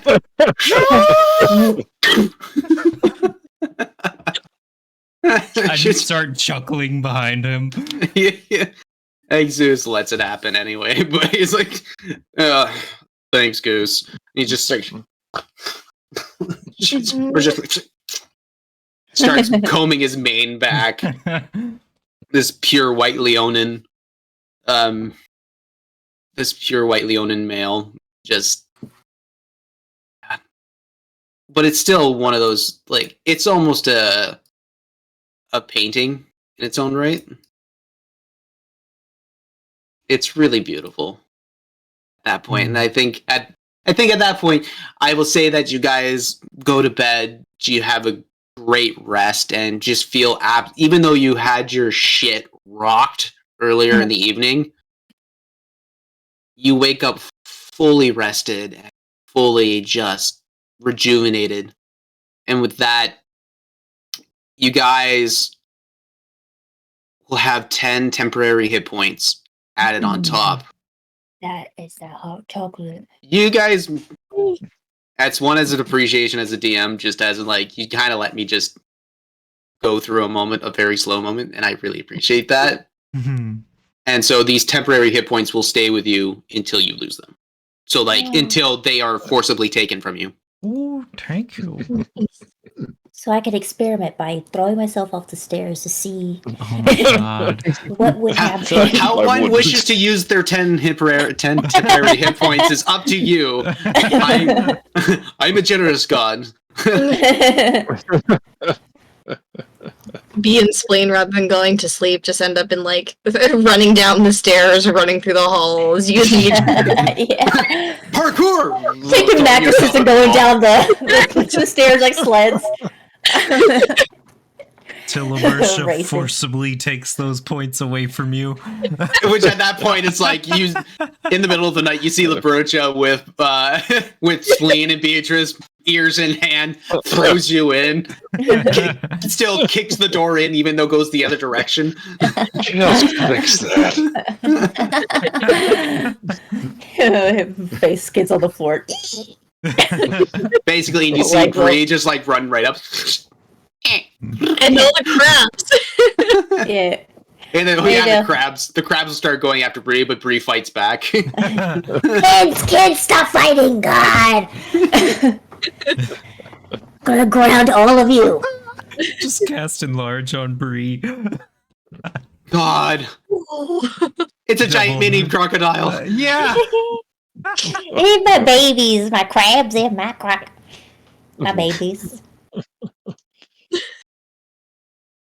I do hope you're keeping those crabs to throw at someone. That's a great idea. Yeah, we'll have to recruit more crabs. By recruit, I mean just take them. They won't go down without a fight. I mean, I'm sure if we went to like a shop, like a food store, a market, it'd save a whole bunch from a market. Yeah, that's true. That's true. I find the ones that are like in the wild though are like bonkers. They got the fighting spirit. Those are the ones. They go for the nose and don't let go. All this crab talk's reminded me. Yimmer, did you ever get that thing looked at?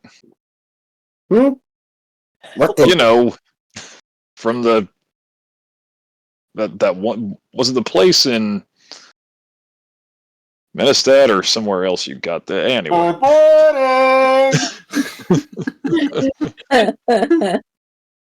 Yeah.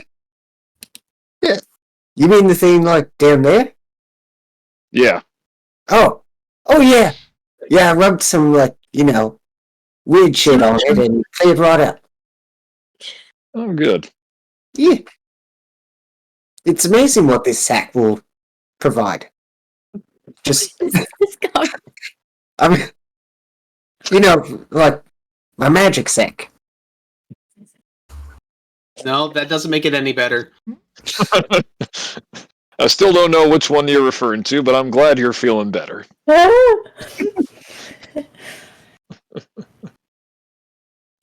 He calls them his little spores when he thinks that you're not looking.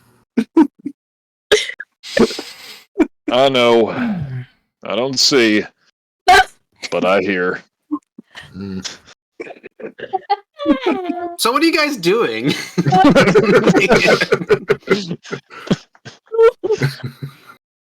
Breakfast. Breakfast. Just then Felix's place. Yeah. All right, so you head down there. Everybody is. You see the usual lot. You see the. Although the guild hall is kind of sparse at the moment, Libertia, Bryony, heavily hungover. Pride, Adira, Boddick is there, and the general conversations go in, and Pride looks at you guys. You guys are leaving today? Mm-hmm. When you guys are ready to go, come to me. We'll get you set up and ready to fly. To fly? Wait, we're flying? No, you're not flying. Oh. We're gonna get you to Stoiler first. And when you hear Stoiler, Beatrice, that sparks your memory because that's the city closest to Solness. It's pretty fucking close. It's almost like a day or two walk. Oh, sweet. Yeah. And you've been there many times before to get yourself hammered. Yeah. Because that is a prominent wine town, and oh boy, you guys get fucking hammered there. Oh, I thought it was a blacksmith joke. Oh, the irony. Mm. Do you want me to take away your temporary hit points? You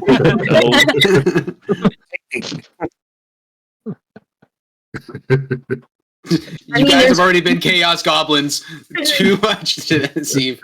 That being said, so we'll get you to Stoiler. So when you're ready, come to me. I'll be here. All right. Well then, shall we head out? Seems like the done thing. Were we going to go to an armory? Yeah, wouldn't mind. I mean, to pick up a breastplate, I feel a little more vulnerable these days.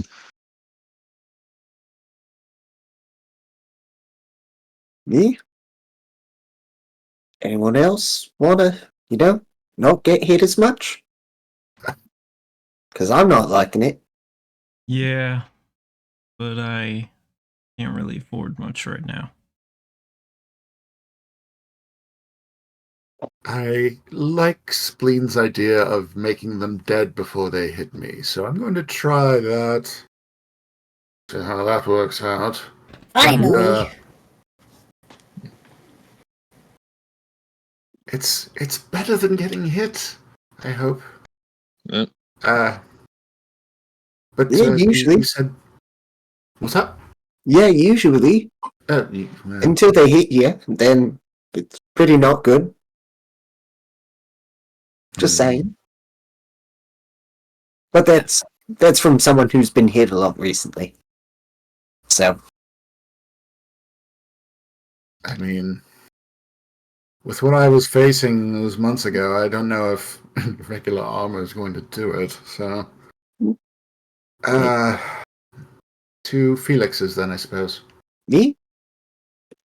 Well, whoever wants to come with me, I'm going. We should all I go was gonna together. say. Yeah, like you might want to take True. B. B is the key. Oh, to the discount. Yes, you said you were... Yes, family discount. That's right, you mentioned that. Yeah, he's my uncle. My grandfather traveled with him many, many moons ago.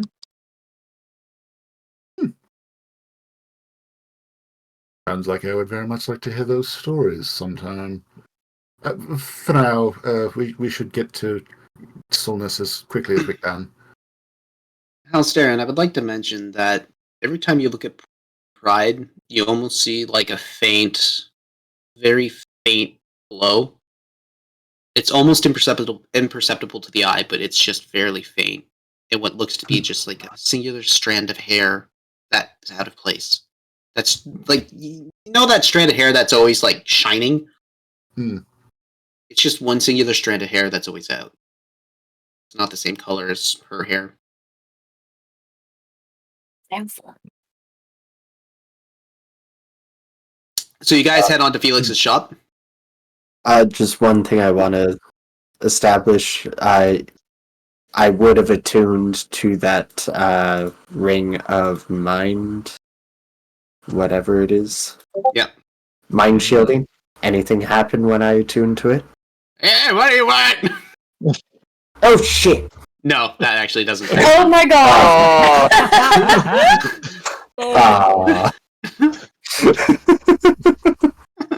Hey, it's cold outside. Shut the door. Oh my god! I mean, I kind of think you have to now. I got another voice. Ghost lights fucked up. I'm out. Doo-doo-doo-doo. Okay.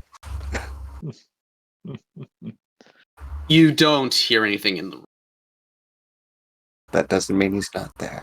room. Just waiting. He's sitting in the distance. Like what? He's going for speed.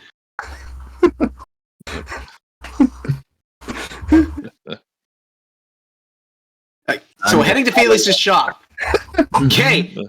Walking through. You go through Ashorn's Hollow. It's pretty. Fuck off. You're going in. You kick the door open. Felix! Ah! Oh shit! We're doing this time. Steady on now. Repairing the door. Could have saved so much time if we just did this right off the start.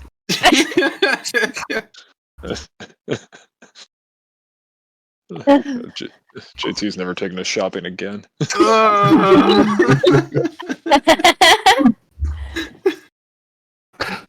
your niece tells me you have something like...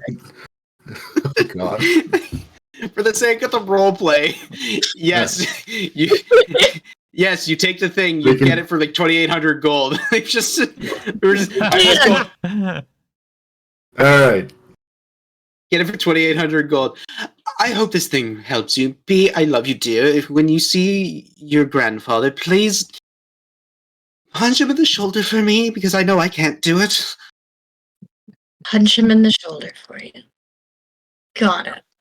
Oh god, she's actually gonna do it. I'm gonna regret this. The only granddaughter that'll probably ever be able to do that, so. Alright, but that being said, all of you are lovely. Please come back and spend more money with me, and I will see if I can try and procure more things. The Triumph is getting kind of antsy about the things I'm procuring for myself. But Why are you procuring the Triumph for it? it's a lot of magical item inquiries and questionnaires. You don't deal with magical items, right? At your shop? No. You No. don't.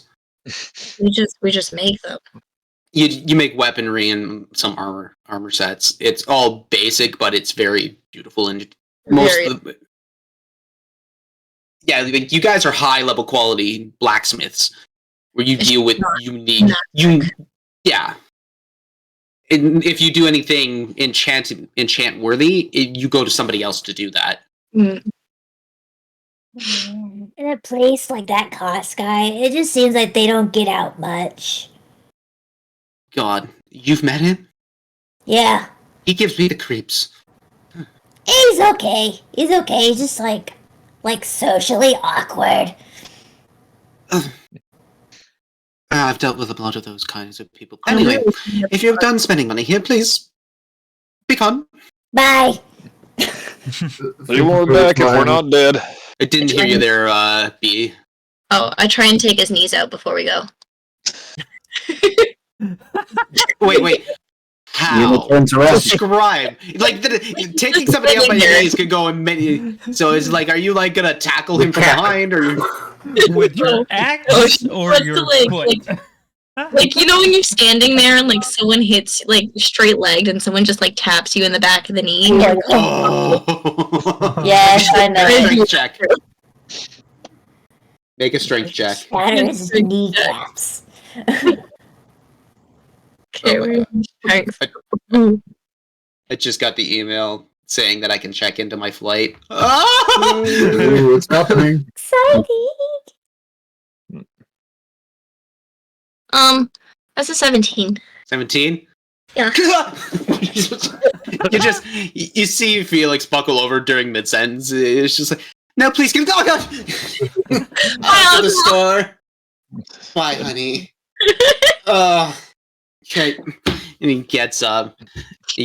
He gives you a half hug, just like half limping, because it's like, as strong as you are, sometimes you don't realize your strength. I just realized something, JT. It's like you're in a dream. You know those dreams where it's the end of the world and you're trying to get your family to go, but they keep delaying with stupid stuff? Yeah. I feel like that was you trying to get us to the store, but we're like, hold on, we gotta get the laptop and make lunch for the kids. You're like, the world's ending! There's a tsunami gonna get in the car! Or you might be dealing with some more very heavy and serious shit, and the lighter stuff makes things much more bearable. Yeah.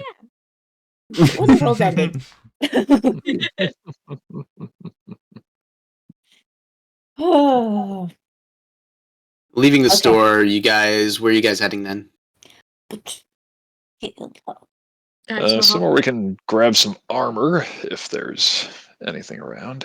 Well, how much are you willing to spend is the question. Are you looking for something cheaper, better, what?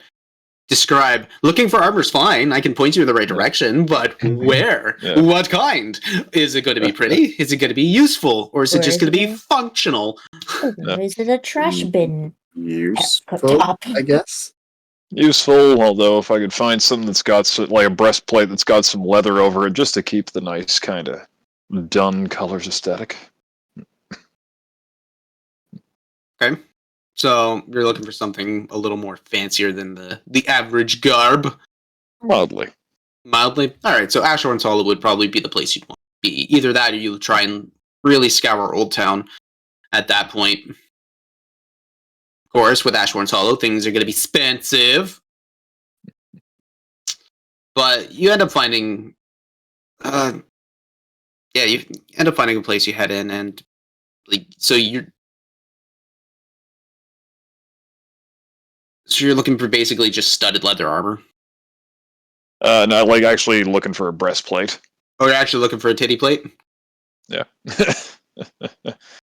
Okay. Sorry, yeah. Can you actually wield a plate? I believe I do have proficiency in medium armor, being a sword bard. Yep, there we are. That's fair. I thought breastplate was a heavy armor. I think it's like the top tier of medium, although you don't get your dex discount. Good God. Your It is dexterity medium armor. bonus beyond, yeah. Yeah, so it's just a straight item. Okay, cool. Yep. So you're looking for a breastplate that comes with a little bit of adornments. You do find them, and shopkeeper, a gnomish woman, she's looking you up and down. She says, all right, that'd be about 320 gold pieces.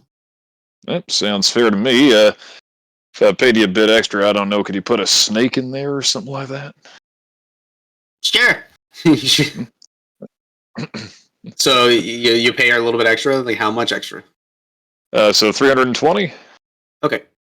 Yeah, so 320 base, I'll pay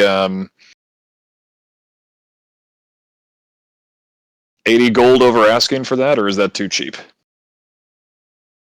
that's okay. That'll work. Yeah. Don't worry. Just come. Just give me a second. She comes back, and she has this breastplate. She comes out with a breastplate, and she hands it to you. As you do, you feel a slithering go up your arm.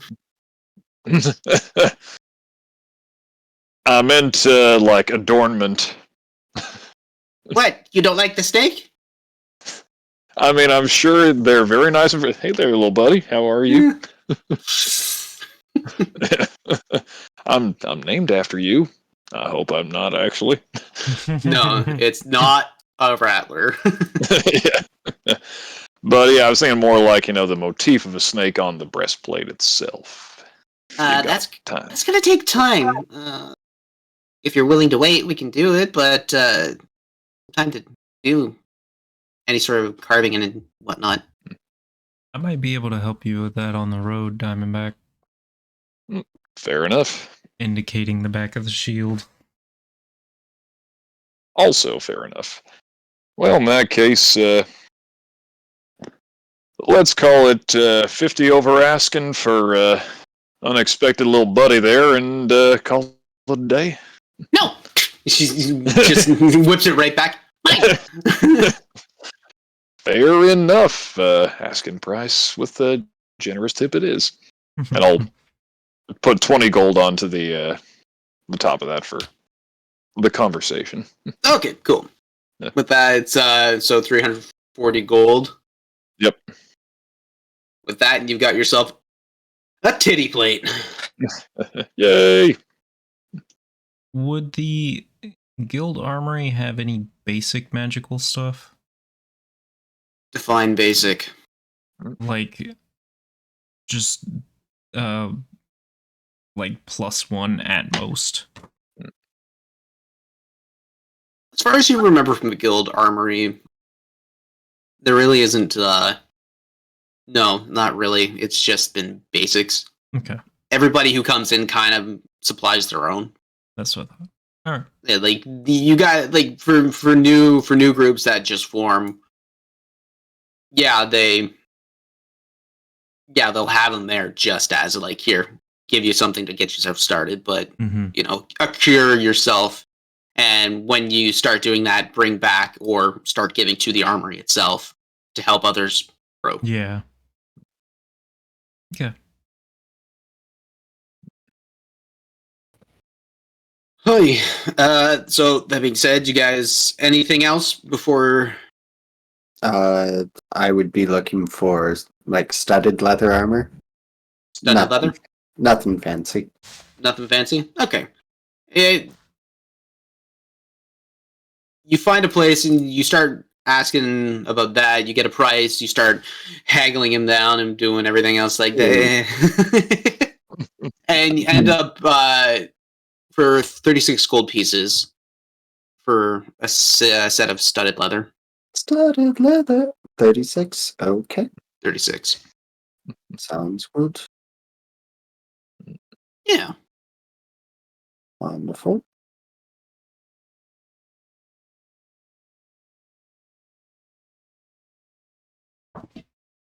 That's it for me. Alrighty.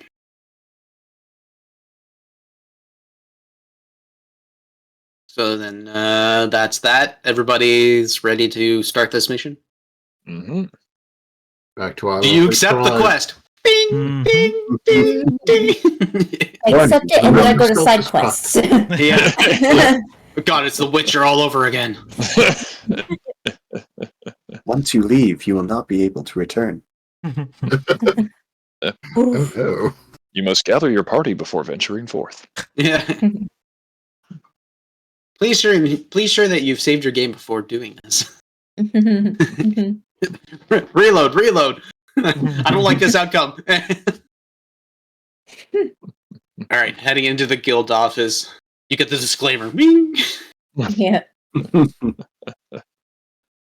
But walking through the purchase, there again, she seems like she never ever fucking sleeps. It's kind of crazy and creepy in its own right, but she looks up. All right, Pride's been telling me she's waiting on you. Ready to go? Yep. Going to get. Perfect. You just hear, Greg! Ow! The Butcher, I love you. When can I buy you a beer? Darling, you've already bought me many beers. You just don't remember. I'm worried whether or not that's a joke. Make an insight check.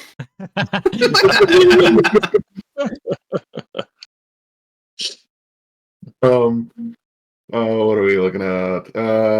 God, 13. She's extremely hard to read this morning.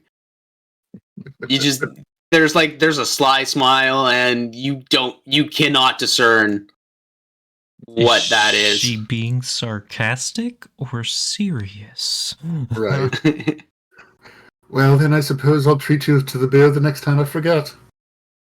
Perfect. I like the way you think. All right. Hey, eventually, you start hearing the clinks of multiple armors coming down, and you notice that Boddick is with her as well, adorned in his gear. I have to go up and talk to Representative Keith. So I might as well follow suit.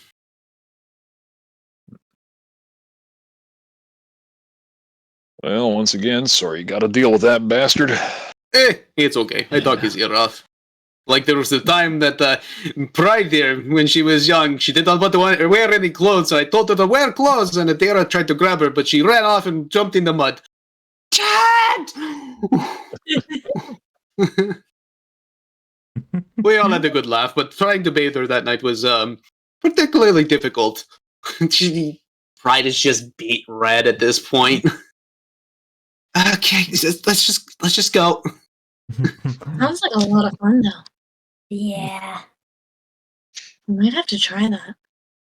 It's pretty nice. Makes you blend in, and also the mosquitoes can't really get on you, so. I You do don't like like the it. sound of that. Heading up into Castle Onver. The morning sun is about reached its halfway through, so it's about mid-morning. You're walking up and it's crisp. It's a very crisp morning going through the Arboretum and the half botanical garden that blends into the castle grounds itself. Heading into the front gate, going through, And you head back to the council chambers, where Silent Ivory is actually waiting for you guys, and fully adorned in their in their gear, like their pure white gear. They look. 1 second. Bless you. Yeah, Tino. That wasn't a Good sneeze. night. That was clearing some phlegm out of the throat. I'm not used to Well. doing many voices at once. Duty. It sounded wet.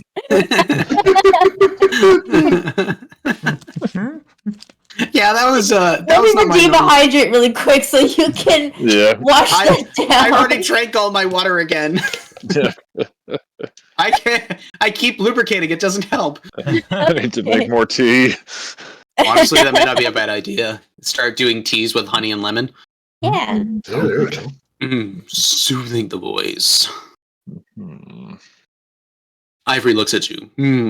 What are we doing today? No, look No, at they look. I'm sorry, I had to. Ivory stares at you. They look. I've heard that you lost it. Rocket. No, don't look at me. Be fair, I'd like to see you have done better under similar circumstances. I am not Cass is first. judging. I am not judging you. Why are you so defensive? Because I failed. I wasn't strong enough. And I failed. Again, that's a pretty good outcome considering the circumstances. You just don't understand. You don't understand.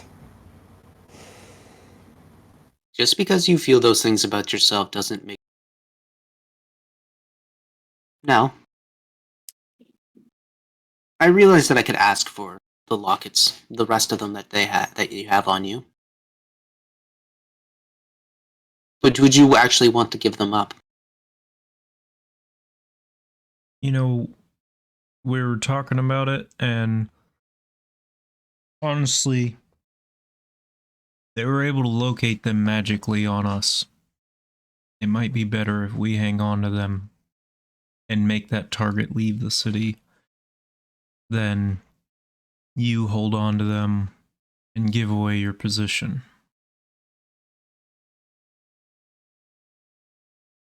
They stand pensively, but they're actually like they walk up in front of Spleen, and they actually kneel down and go head height to head height.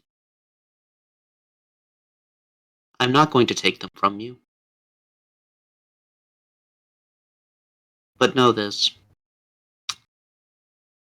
I think you being on the move is probably safer. I agree with you, Howard. Try not to lose any more, please. They stand up, and in a sense, you almost get like, as much as they're standing over you, there's just this air of power that kind of emanates from them. You just can't figure out how they can put out a pressure like that. I wanted to. Sweet would have like looked into their eyes, like what type of emotion are they giving off? Make an insight check, please. Okay.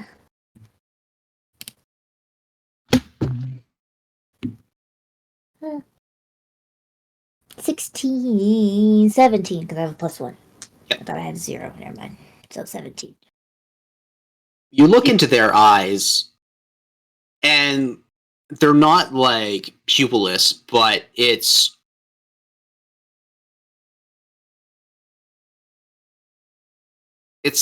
like white to black to silver to the pupil. So it's almost ring-like.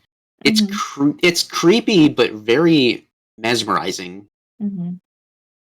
Trying to read what they're trying to say is hard.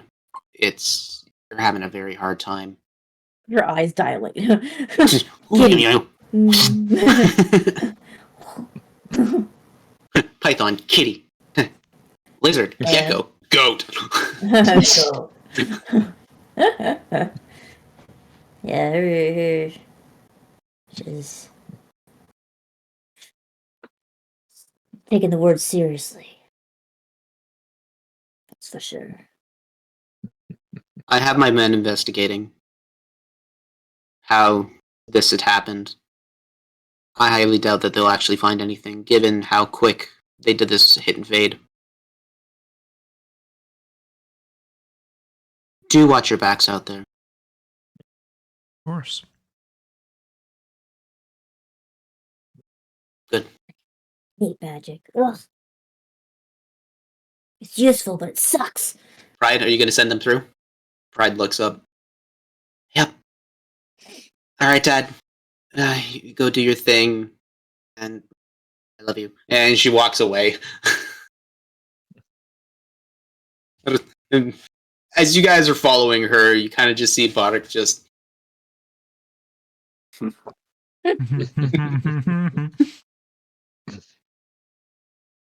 There's a bit of a jaunt in the step afterwards.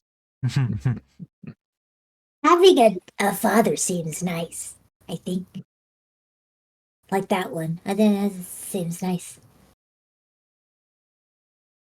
No, I love him. I just like giving him a hard time. He knows it. Alright, so, just Oiler. Follow me. You guys walk through and you walk through the antechambers and down the series of sets of stairs back into the octagonal room with a bunch of hallways that shoot out from each side, representing each school of magic and tomes that are representative of each series of schools. You see the Master Summoner sitting there waiting, reading a book, and she looks up. Ah, there you are. Closes it and just shoulders it in one of her satchels. Ready when you are. You guys step on. Yeah. Mm-hmm. Yeah.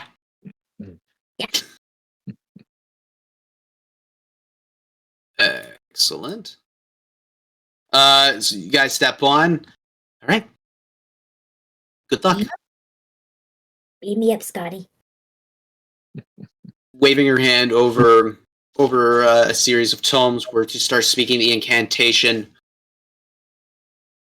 Starts speaking the incantation.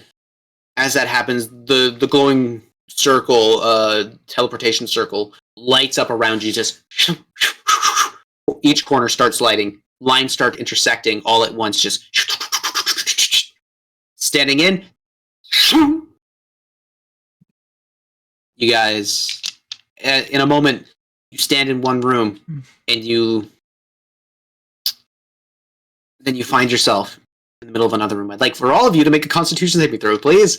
Yeah, saw that coming. That's not terrible. Okay, so Beatrice. 21. 21. Okay. Diamondback. 4. Spleen. 15. Howard. 13. Alsterian. 9. Yimmer. 14. Alsterian. Diamondback. You guys land. Oh god! Why the hell is it always times? Yeah. I don't remember having corn.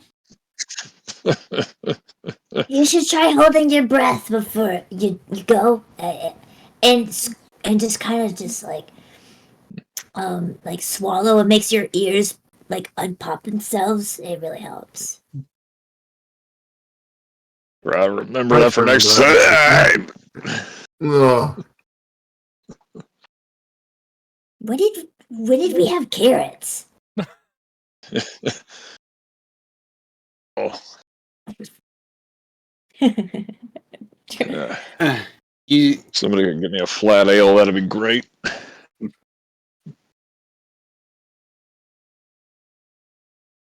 second. I don't think we're in Kansas anymore. You shut your front. I can't. The hinges don't work anymore. Yeah, I figured that out a while ago.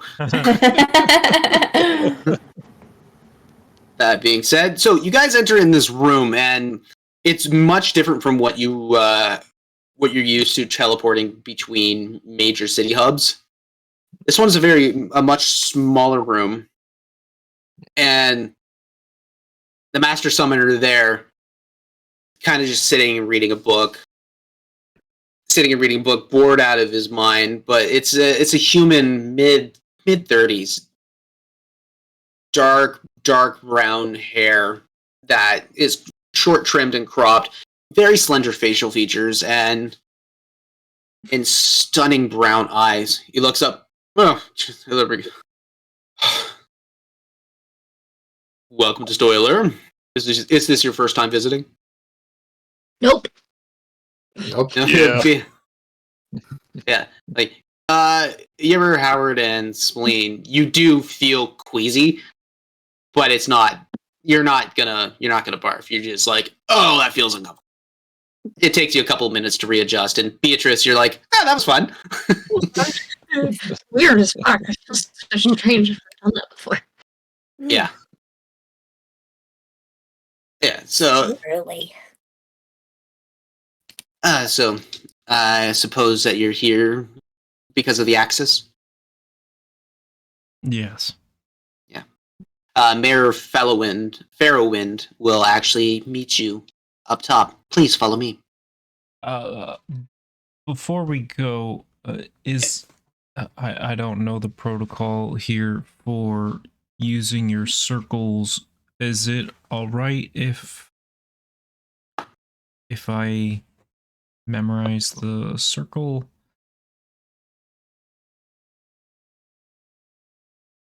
He looks back and forth. That's not in my pay grade to say yes or no.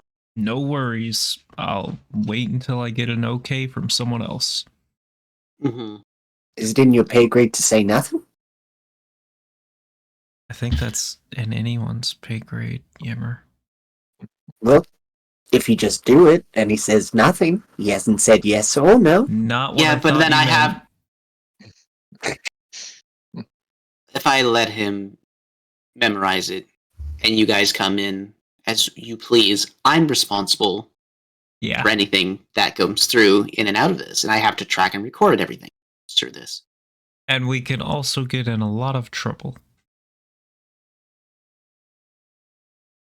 Yeah, sounds any fun.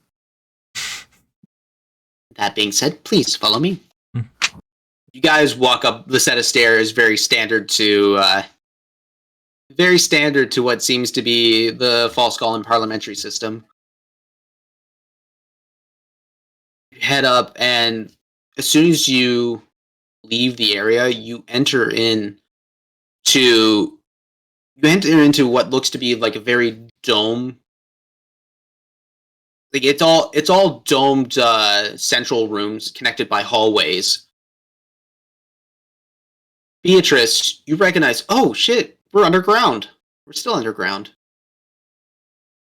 And there's only certain beams of light coming through the tops. And this is very much the classic staple of Stoiler, where for a town that has been generally inhabited or first inhabited by the halfling race, they built their hovels into the ground.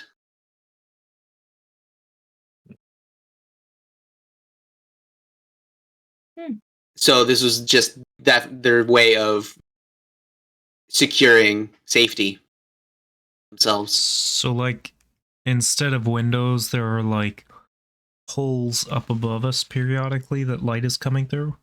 Pretty much. Ooh. And everything else is being lit by what looks to be magical lamps, really. it's very cozy. It's very warm inside. As you head out, you head out into into the main courtyards. You're now into what Stoiler is. You're in the South Bend district, which generally was first settled by the halfling race. You see what looks to be mounds and hovels that have been built generally and originally, but also settlements for the taller folk that have been built on top that kind of blend and go in with the environment and almost have like a natural flow to it all. Outside, you see this very short, portly man with like a very long mustache, wearing almost looking like paupers wear. And he comes up. Ah, so you guys, are you the ones that have come through my teleportation circle, or my Mennersheim? Selgar Farrowwind. It's a pleasure to meet you. He takes every one of your hands. He starts shaking it back and forth. Pleasure to meet you. We are them. Yes, you are them. I thought that was actually a rather brilliant naming choice. Branding is fucking perfect. Well, at least you think so. Yeah, Not everyone does back home. Well, welcome to my town. And he opens up with this. There's been a lot of snow lately, so you see like little other mounds of snow kind of built in the center. You see a bunch of kids running and playing in it. It's actually really cute in its own right. It's just like whatever's getting dug out gets thrown out and then reinforced on top to create what is basically a series of igloos and tunnels connecting them. Yeah. Life has been hard since the refugees have been coming in from Solness, but it's all right. The kids are making do as best they can. Honestly, this is a rather nice sight to see. We haven't been able to do much with the refugee problem as of yet. It's still, we're trying to find housing. We can only do so much, and I know you're going to be heading on the main roads out to Solness, but it's not pretty to see. How many have come in? A couple thousand now. There's a lots that are staying within the quarantine camps outside Solness because they don't want to leave, and that's understandable, but others have started coming through. In case it's... Just give me a second. I actually have a name for the roads. I just forgot them. Give me a second. Let me look at my notes. Yeah.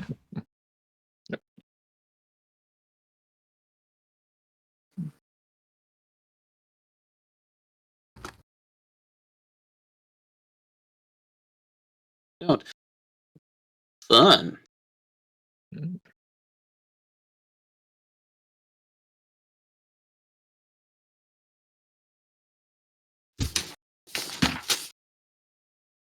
No, I don't. Apparently I don't.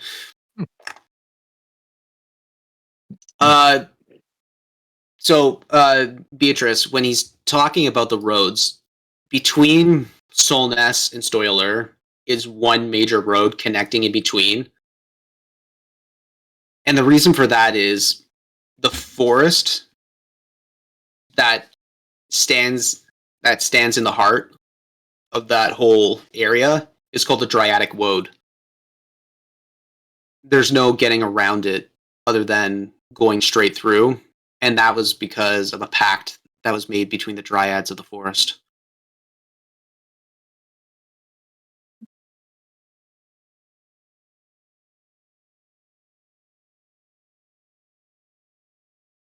People keep coming in, and it's hard. He starts walking and showing you the city as that's happening.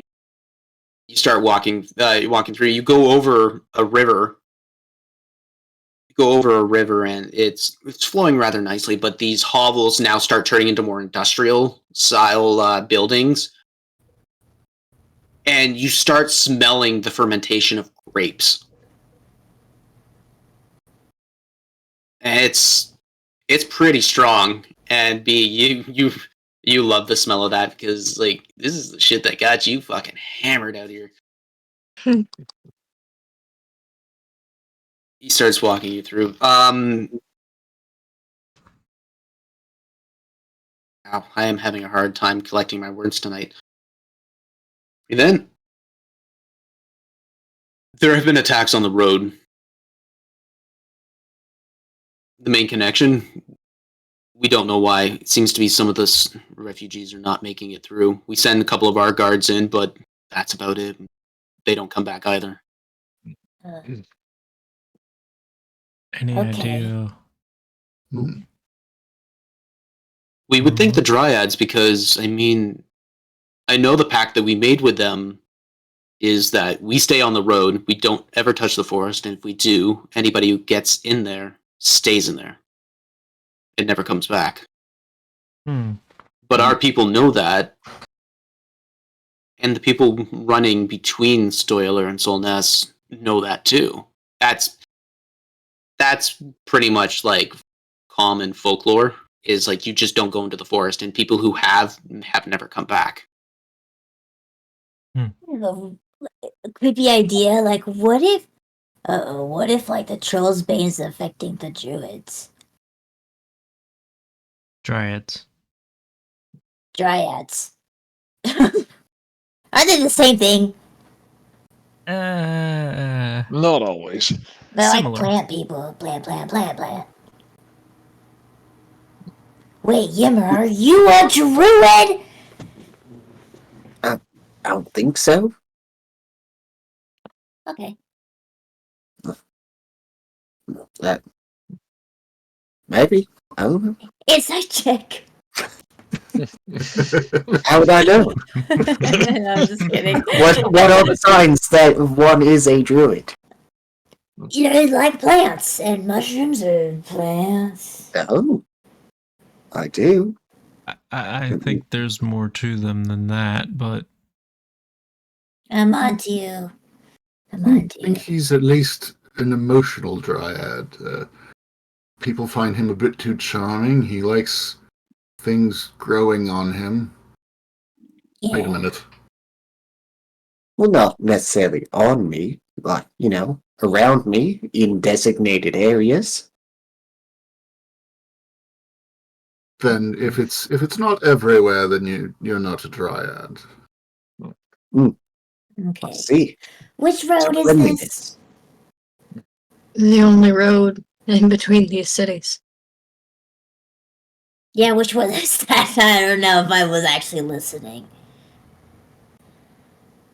The road will be taken. Oh, sorry. I actually have it written down. It's right fucking here. It's called the Sylvanic Connection. Sylvanic connection. Sylvan. If it is the only road. Well, There is going through the sea, but I don't think I want to send my men down the Hogley, fair enough. into the sea, let alone this time of year. The sea is dangerous. And then sending them into a city that may get them infected. yeah. Oh boy. We're heading into Solness. We were granted masks that prevent Troll's Bane from affecting us. I've had connections with Crimson Pride, and she was telling me all about what was going on. I'm appreciative of everything that is happening, and if it could be helped, I want to help these people too. There's only so much I can. You guys are walking through this part of the town, and so like you see what looks to be industrialized buildings and some like very townhousey looking things. So like obviously the workers get up and go and head to work, and it's much easier to do it that way. Eventually you start reaching the edge of this town and out into open sets of fields, and you see a forest line, what looks to be willows, like willows that have lost all their trees, oaks and hickory that have also lost all their leaves as well. Like a giant forest line that's about, let's say, 10 Yeah, about 10 kilometers away. But the rest of it is open, flat field that looks to be tilled farmland, except that there's a giant refugee camp that's lining the road on the Sylphonic connection. Hmm. It doesn't look pretty. And you see the numerous bonfires, but also that, like, the people that have created them have set up tents, but also utilized the snow and built them into makeshift huts and whatnot. So the keeping warm is not exactly as hard as you think it would be, but it's still dire straits. And then trying to feed them, there are Soul Weaver Consortium people there taking care of people who have just gotten generally sick. And some of the town's guard are there just patrolling. You see some kids running around. They're all different races and whatnot. Are there multiple refugee camps? This is the only one here. When they first started coming in, a lot of the townsfolk had started taking in people, but we soon realized that we wouldn't be able to hold everybody. This is why we set up the camp. It's not out of hatred or anything, but it's just Space. space. Exactly that. And we could use the plants in the refineries to help give them a job and do something, but everything has already been accounted for and we can't keep them in there. It's unsafe. You can only do so much. This is why I'm thankful you're coming in, so that way I can, for lack of a better term, get rid of these people. Or at least give them hope. Give them hope. That pact you got with the Dryads, you got any way of contacting them? We don't go in. They don't attack us. That's the pact. Anybody that goes in doesn't come back out. Exactly what she said. Unless they've abandoned the pact, which I don't see them doing. How long has that pact been in place? Oh, fuck. Longer than me, for sure. That's at least a couple 100 years plus. Older than me. If someone were to violate that pact, cause harm to the forests, a third party, would they still hold that pact with you? I don't know. As far as from what I know of everything, it's just the people that disturb the forest or go in get dealt with. No matter who they are. No matter. Even if they're running in out of desperation.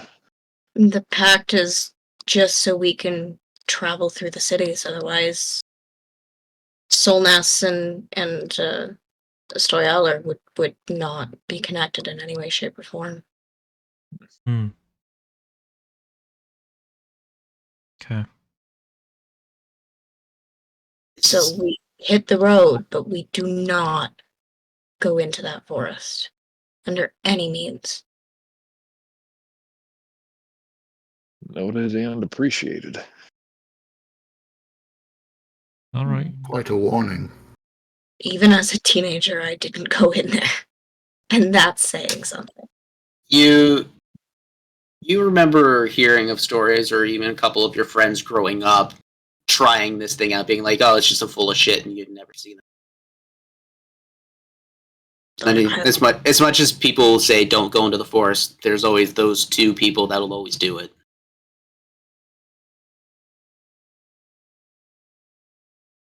It's not a place we want to go to. All right. We take the road.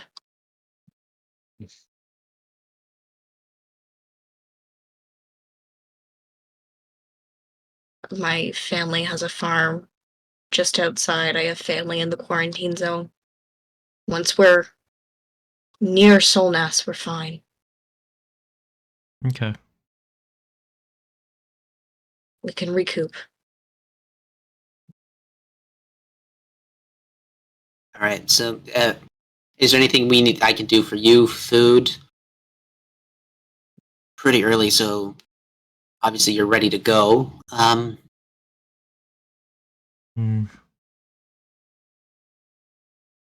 How long did it take to walk through town? It's really relatively short, John. From the center of town to where you guys got was about 20 minutes, half hour. Okay.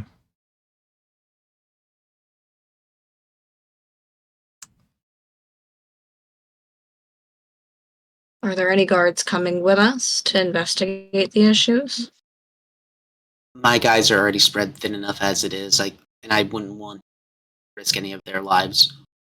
This is why I'm That's thankful fine. for you to come in. Because at least you guys are equipped to deal with anything that might happen. Do you have any idea, like, how far out on the road this happens? Just I don't know. He shakes his head back and forth in a no. Just I don't.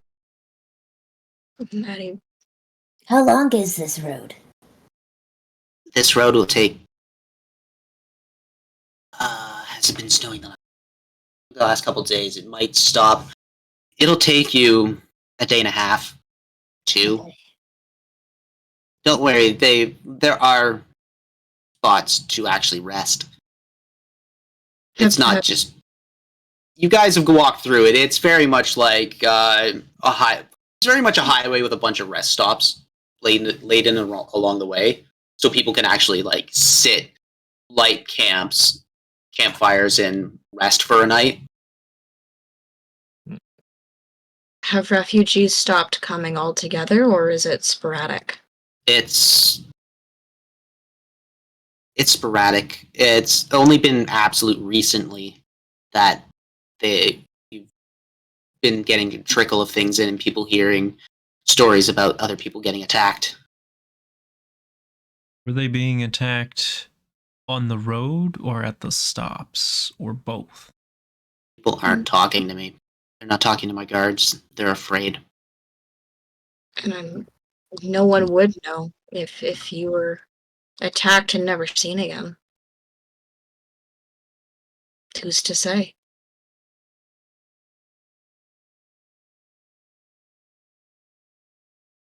You guys reach the end of the refugee camp. This is where I'm going to stop here. Need to head back and try and deal more with all of this. Yeah. I think it's best if we go ahead and get an early start on the road. Before you go, is anyone of the Ramsbottom name here? No, none of the Rams bottoms are here. None that I know of. If they were, they would have made a wreck of the town already. With that being said, no. From my records, nothing. Thank you. Go fast, my child. It's okay. Thank you. He turns around and he kind of gives a bow and walks away. Do we want to see if there are horses we can take? Are we taking this journey on foot? Let's go on foot. It's I don't much like the. Go ahead, Diamondback. I don't much like the idea of taking anything else away from these folks. Yeah. A very good point. I also I kind of feel have like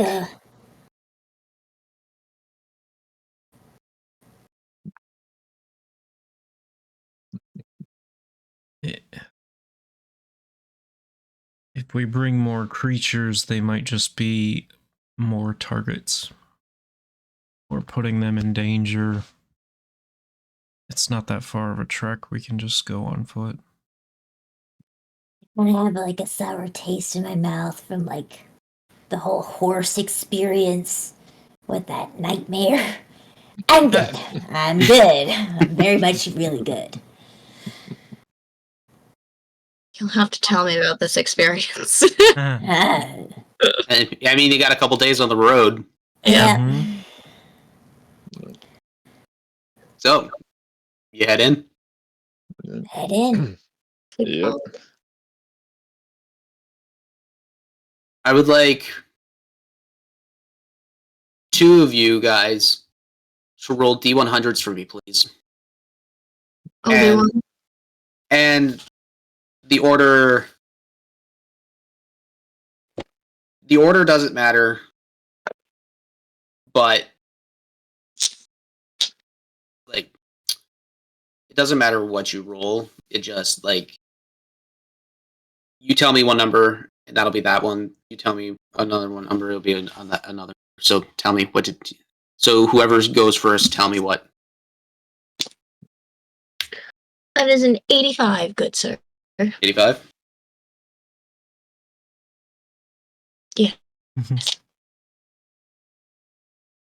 And Lee.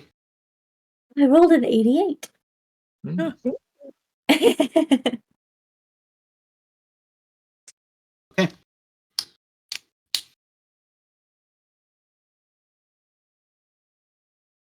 Are you guys keeping an active perception throughout? Oh, Yeah. yes. And Yeah. like a few miles in, actually probably a few hours in, Spleen would like to ritually cast Commune with Nature. Okay, you do that. So you start heading on the Sylvanic Connection, and as you guys are walking, this is a very well paved, like a very well cobbled stone highway, for lack of a better word. It's beautiful. They've got like knee walls up on the side so people know not to like naturally just drift off, or if something breaks off the cart, it kind of hits a wall and therefore nobody has to go and retrieve something. The trees in around, although in the middle of winter, still rather beautiful because there's sunlight coming through the clouds, lighting up the willow branches that are large and they're weeping. And so you see the yellow hues peer through the vine-like branches. And you see definitely like the hickories and the oaks, the maples standing strong, blowing with the breeze and the wind. It's not exactly like after a couple hours, you kind of get sick of seeing it. It gets old real quick, but at least you know you're heading in the right direction. The sun is rising. The sun is rising, and the sun is continually going. I would like for you guys to make perception checks, please. All right. Another thing for you, B, is nobody ever really sees the dryads. It almost becomes as folklore, but there's the rare few who do, and it's always been considered a boon of great luck to have spotted a dryad. But generally, nobody ever really sees any. Perception checks, Beatrice. Oh, I haven't rolled yet, I'm sorry. Sorry, I'm sorry. I fed you lore.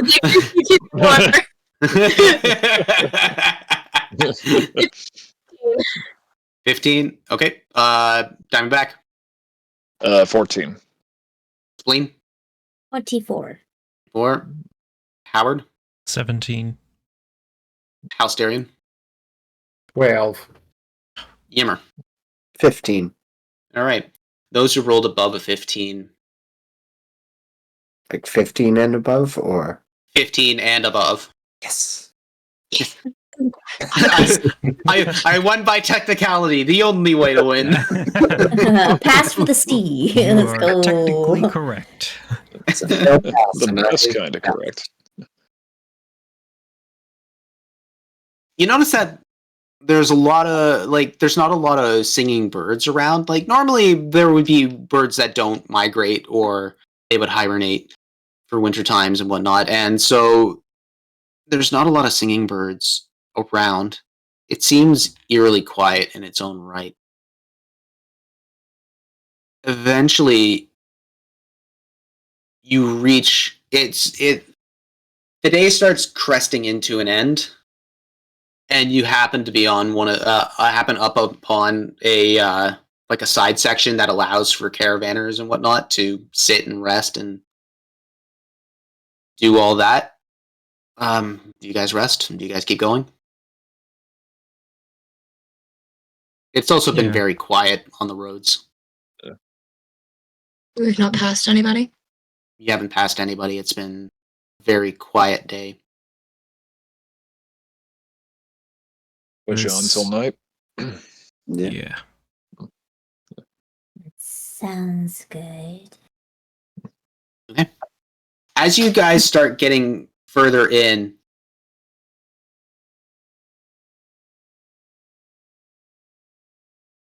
as you guys start getting further in, you start noticing the change of trees and turning in from what looks to be willows and whatnot to like evergreens, cedars, pines.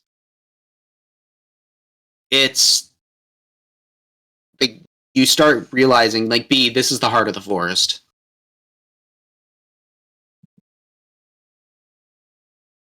So what normally would be like a protective layer, now you come right into the heart of this place. It's with the snow falling down, everything, the bunches collected on top.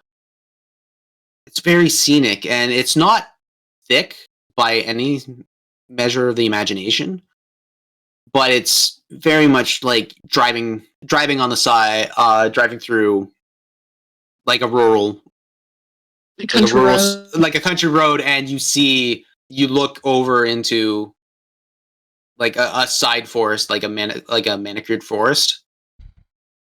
Mm-hmm. It's very much that kind of a view.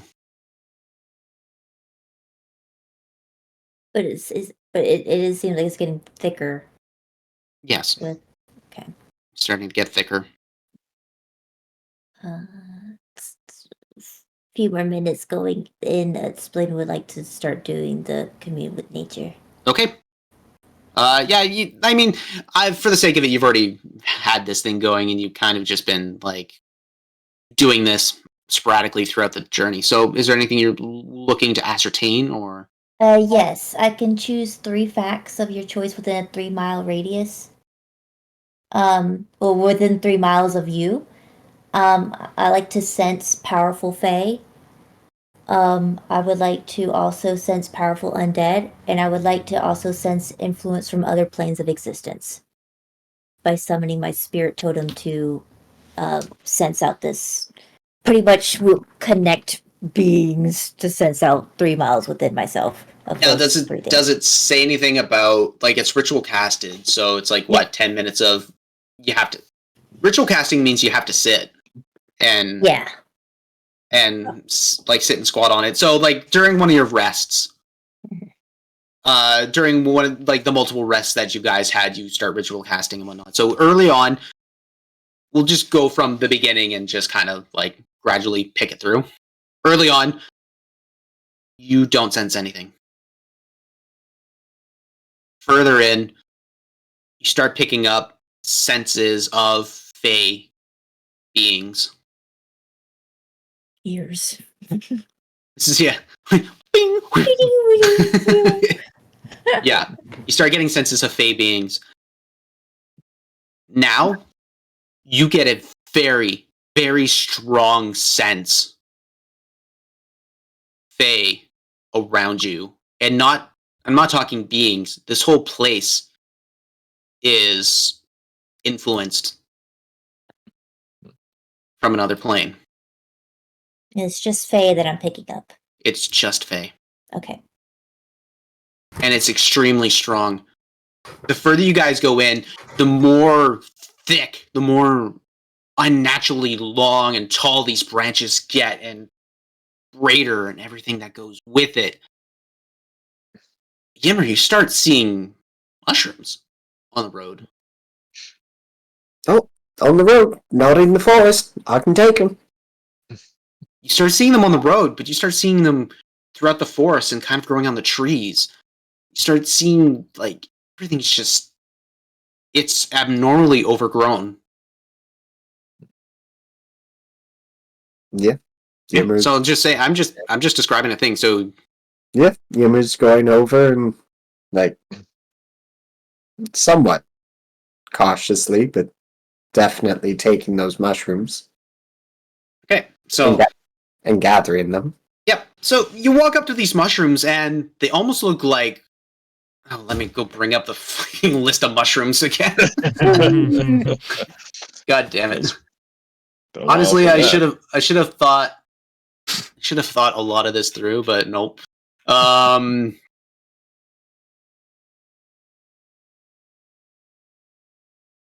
Got King's Head, pleated cups.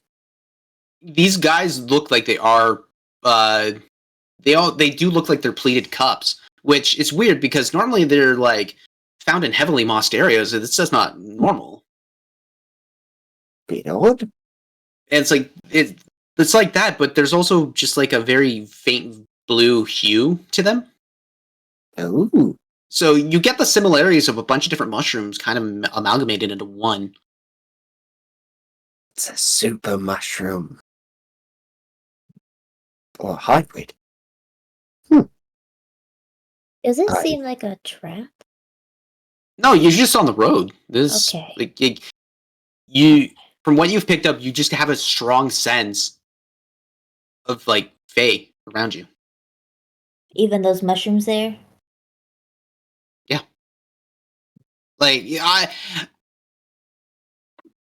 Like, I'm trying to be reluctant of like you moving while using a ritual thing. Like, wait, how long does the thing last after you cast it? It doesn't say. I think it's just instantaneous. That's what it says. It is So I don't- instantaneous. So I don't know what that even means. Okay. It's It means it is that just like happens real quick. Okay, so Okay. you basically get like an echo, Okay. like a radar ping, just Mhm. Okay, everything's lit up. yeah. You should be able to click into it and click on the spell itself and pull up everything. Yeah, but Yeah, that that's what requires I'm me looking. to No, I'm I mean, looking go at out it and right find now. it. yeah. It just says instantaneous. Okay, cool. So, That works. And I wanted to cast it when we get to like the heart of it, really. Yeah, well, you're already in the heart of it, so you're at that point. Okay, so Yimmer, you're picking it up. You're muted. Oh, so many. Sorry. Yimmer was already eating some of them. Are you gonna take them? Yeah, my done with that stuff. Fuck. Okay, so I would like for you to make a Constitution saving throw, please. Woohoo! Is it safe? It is now. Everything's find out. edible if you try. Constitution. Am I gonna die? Maybe. PC 94. 11. 11. You take 6 points of poison. It is extremely bitter, and it already, like, as soon as it even hits your tongue, your body just. Oh, that's a good one. That's a good one. Oh, You're also considered at half speed now. You, that's a good one. So good, guys. you okay there, buddy? Does that damage have to 3? Wait, did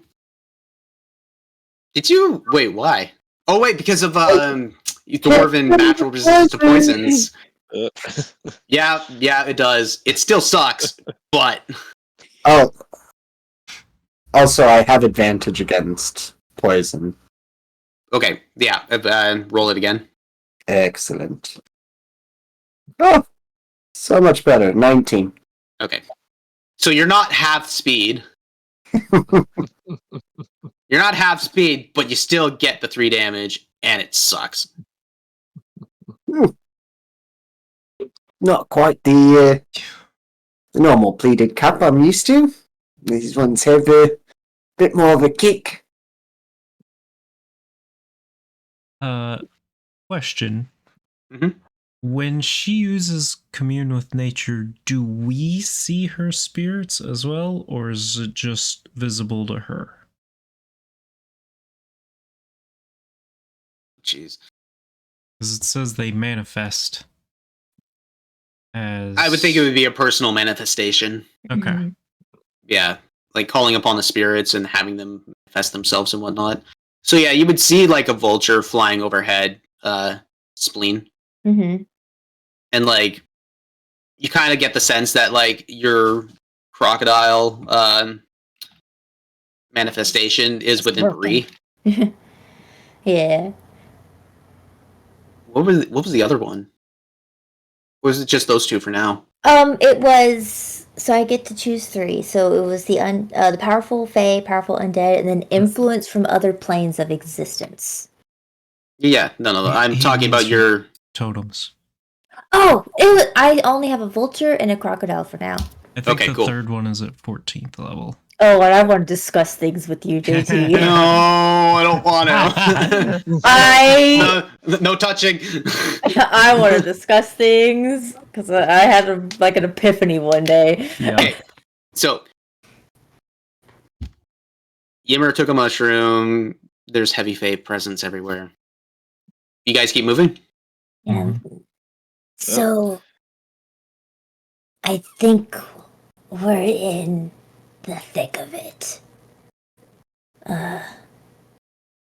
She is telling me that it's all over. This is their very much their territory. As in no longer road. Seeing that some of their influence is growing onto the road,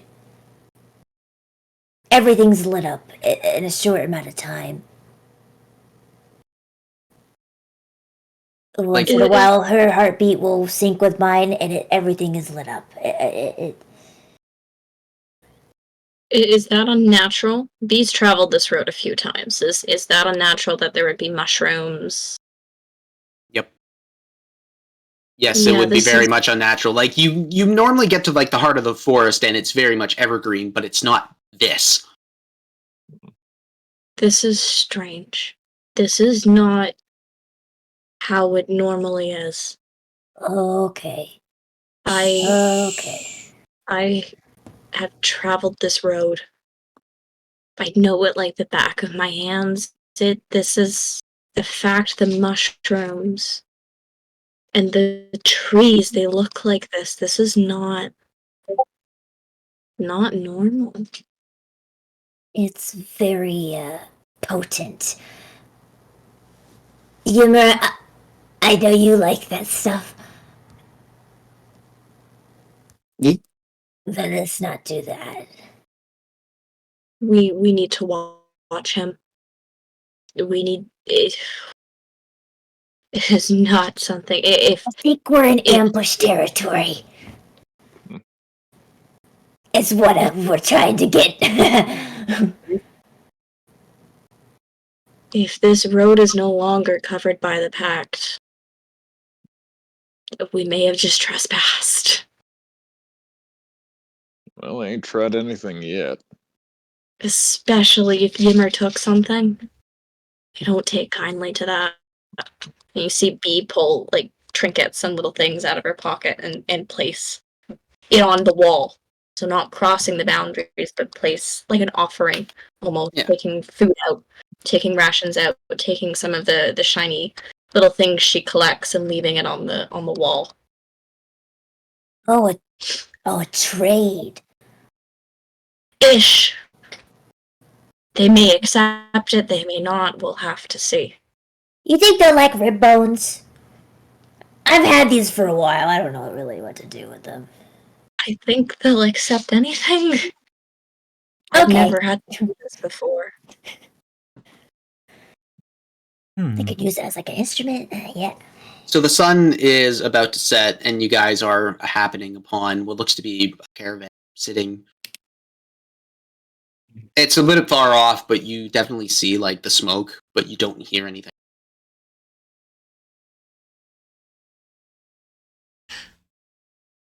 I'm gonna leave a bone dice set along with their offerings. Oh, so you give it to like them, but you won't give it to me. I see how it is.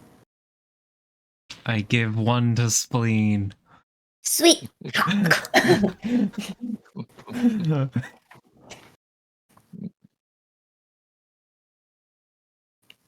So you guys do see like caravan spot. There's a caravan there, but you don't hear anything. You see the smoke. Okay. As we get closer, does it look like normal campfire smoke? Or does it look like mass amounts of smoke? Make a perception check. Anybody who wishes to make a perception check, by all means. I would like. I mean, you guys are all seeing this, so you might as well just Yeah, I'm roll on it. edge, so I would like to roll. Dominoes, motherfucker. That's a dice jail. Cool. Okay, so Beatrice, 10. Diamondback, Nat 1. Spleen, Nat 1! Oh god. Howard, 22. Halsterian. Nat 1. Oh my Oh, good thing we're getting them out now. Yimmer, Dirty 20. Dirty 20. Okay, Two of So- us were paying attention. The rest Howard. did not care. Howard and Yimmer. It looks like a normal campfire. Okay.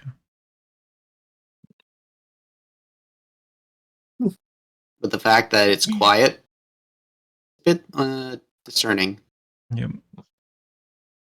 I'm gonna pull Hal a little close to me and re-up his mage armor and my own.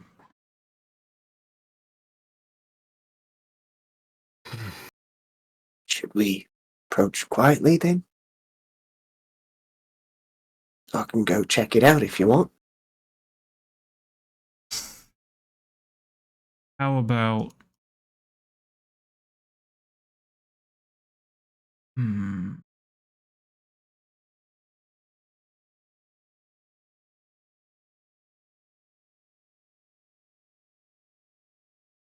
Does anyone want to go with Yim to check it out? I can. Do you want to go I'll by go. air? Not a bad call. Is the forest canopy, is it closed over top of us, or is the sky clear? The canopy is not enclosing. Actually, no. Where you are, the canopy actually is over thatching. Ooh. Yeah, I'm gonna stay on the ground. Good call. Run into a When lot. when you guys were earlier in the normal forest, it actually did not over thatch. But now that Yeah. you've gotten to this point, it's starting to do. Yeah. Okay. On second thought, yeah, might not want to disturb the branches. Yep. You know what? Give me a few minutes. And Howard's gonna sit down and start ritually casting telepathic bond on all of us.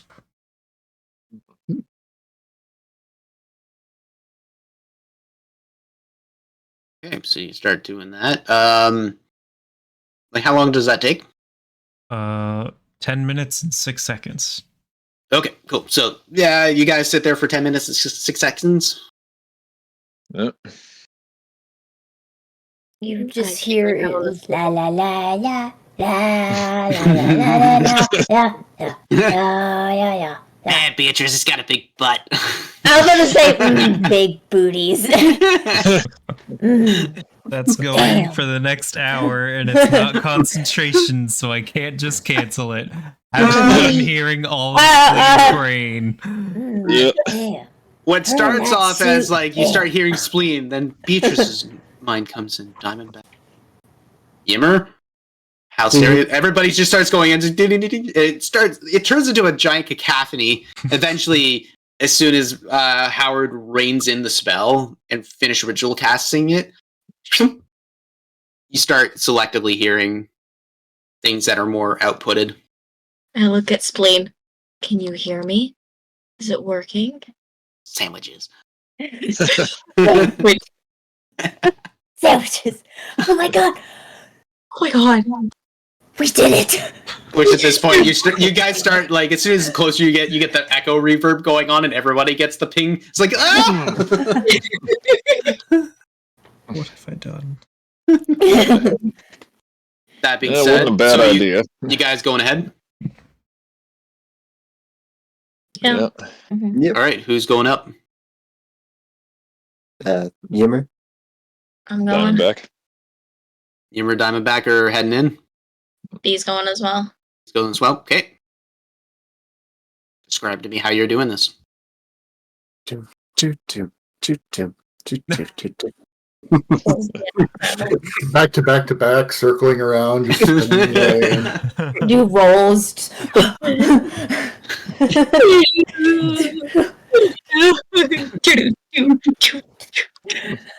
I'm actually trying to make it look like We're I'm leaving. just naturally walking up, like sort of appear to be a hapless traveler, but with a dagger kind of palmed into my sleeve.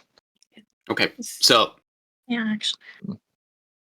that you guys walk in. So for those who want to stealth, make a stealth check. For those who are just walking in, make a performance check. Yes, There we're was going kind of in? like a curb to the road, correct? Or is that not a thing anymore? Well, no. Like basically the way it is. It's like the road is going straight and like it follows a natural line and whatnot. But there's an actual like off cropping of caravan stuff. So like it's not a curve per se. Oh, I mean curb. Like, Curb. Oh, like yeah, no. There's like a knee wall. okay, yeah, Yimmer's Yeah, gonna be kind of crouching and trying to sneak. Yeah, along like there. yeah, like this knee wall is following the whole line of the forested Okay, road. So it's not you're Okay. Because I'm tiny. yeah. Okay, so do that. So Yimmer, what'd you get? I got stealth 17. 17. Okay. Diamondback, Performance 18. 18. Beatrice. Natural 1. Ooh. Oh, clink, clink, clink, clink. He's dragging her giant axe along the floor, just like. Oh god, you're tombstoning this. Okay, got it. Is your Diamondback's voice in your head? Way to keep up the charade there, Braids. Raids. What was I supposed to do? Don't worry about it. What were you trying I'm to actually do? gonna sheath the big battle axe and pull out her 2 hand axes. All right, so you do exactly that. You guys are walking forward. And as soon as you round into the camp, like the way the caravan is set up is like there's a bunch of carts that have been put into an encirclement. And you walk in, and as soon as you do, you see bodies laying everywhere. There is a bloodbath that had happened here. This fire is what's left of campfire that has been going.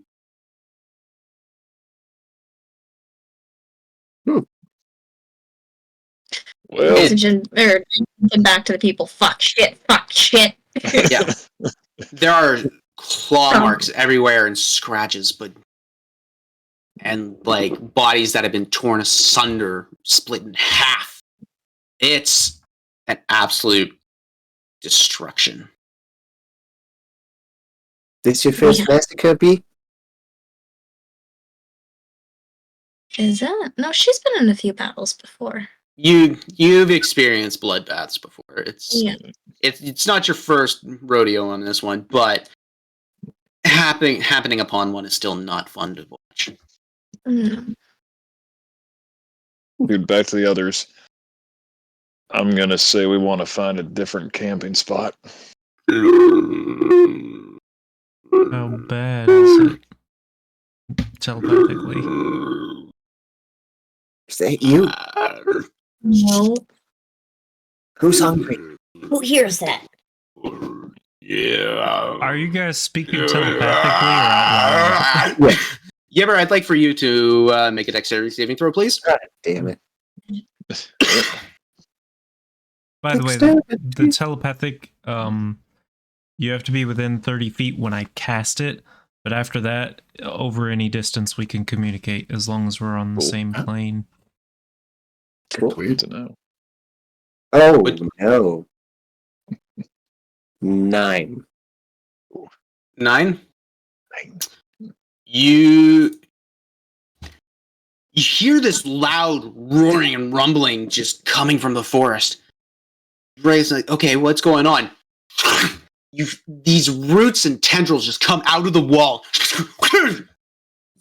bring you right in, and go for. I guess I couldn't see that. Nope. So rolling at advantage because you are grappled. I rolled a 1 and a 20. Oof. Oof. Well then. That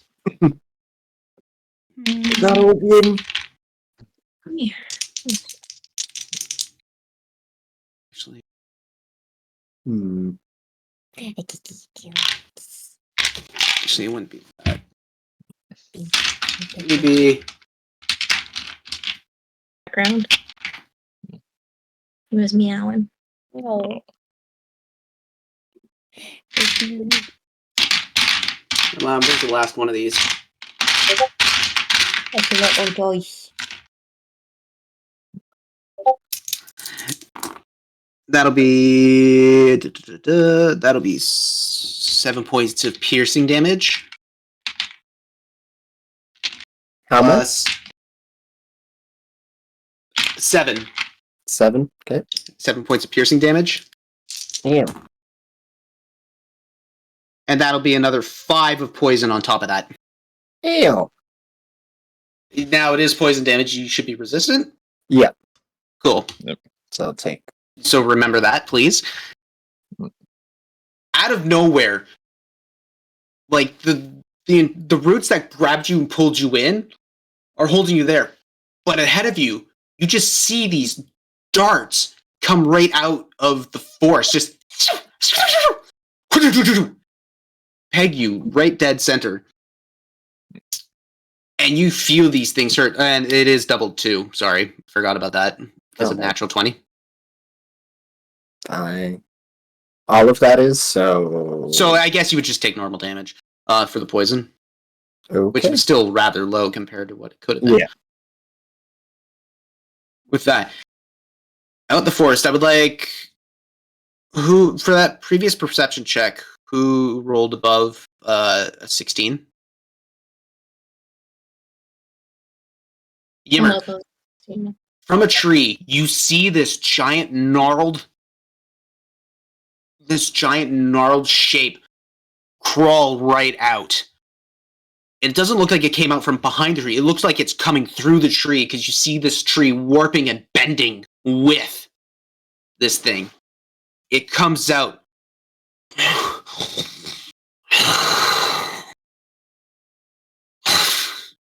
And that's where we're going to end tonight's episode. Oh boy. Alrighty. Forest is attacking us. You know what to do, folks. Burn down the forest. And you can see us all this time. I would like to thank our sponsors for tonight for sponsoring us, and also that my players to continually be chaotic as they naturally is. But I also want to say next week again, I will not be here, so there will be no Falskallan Nights. If my players want to get together and do something, by all means, please. I absolutely want you guys to still hang out. Take the time to really just do team building stuff, please. That being said, I'm going to miss you guys all, but I'm going to be in Iceland, and it's going to be great. I know we're going to raid. We're good. And so while Tom, you read the final ad reads, let's go find somebody to raid. All right. Well, as JT said, thank you all again for joining us. Thanks to D&D Beyond for continuing to sponsor us. Thanks to FX May Vary for joining us now as a sponsor and contributing to amazing artists to the Dire Bear family. And of course, thanks to our first adept Patreon, Mama Bear, for keeping us close to their heart. Remember to check out Patreon if you'd like to hear my lovely voice reading your name out at the end of every stream, or if you'd like to learn how to make lovely voices of your own. Take some time to peruse our merch while you're still here. Check out some of the brilliant other streams on the channel, too.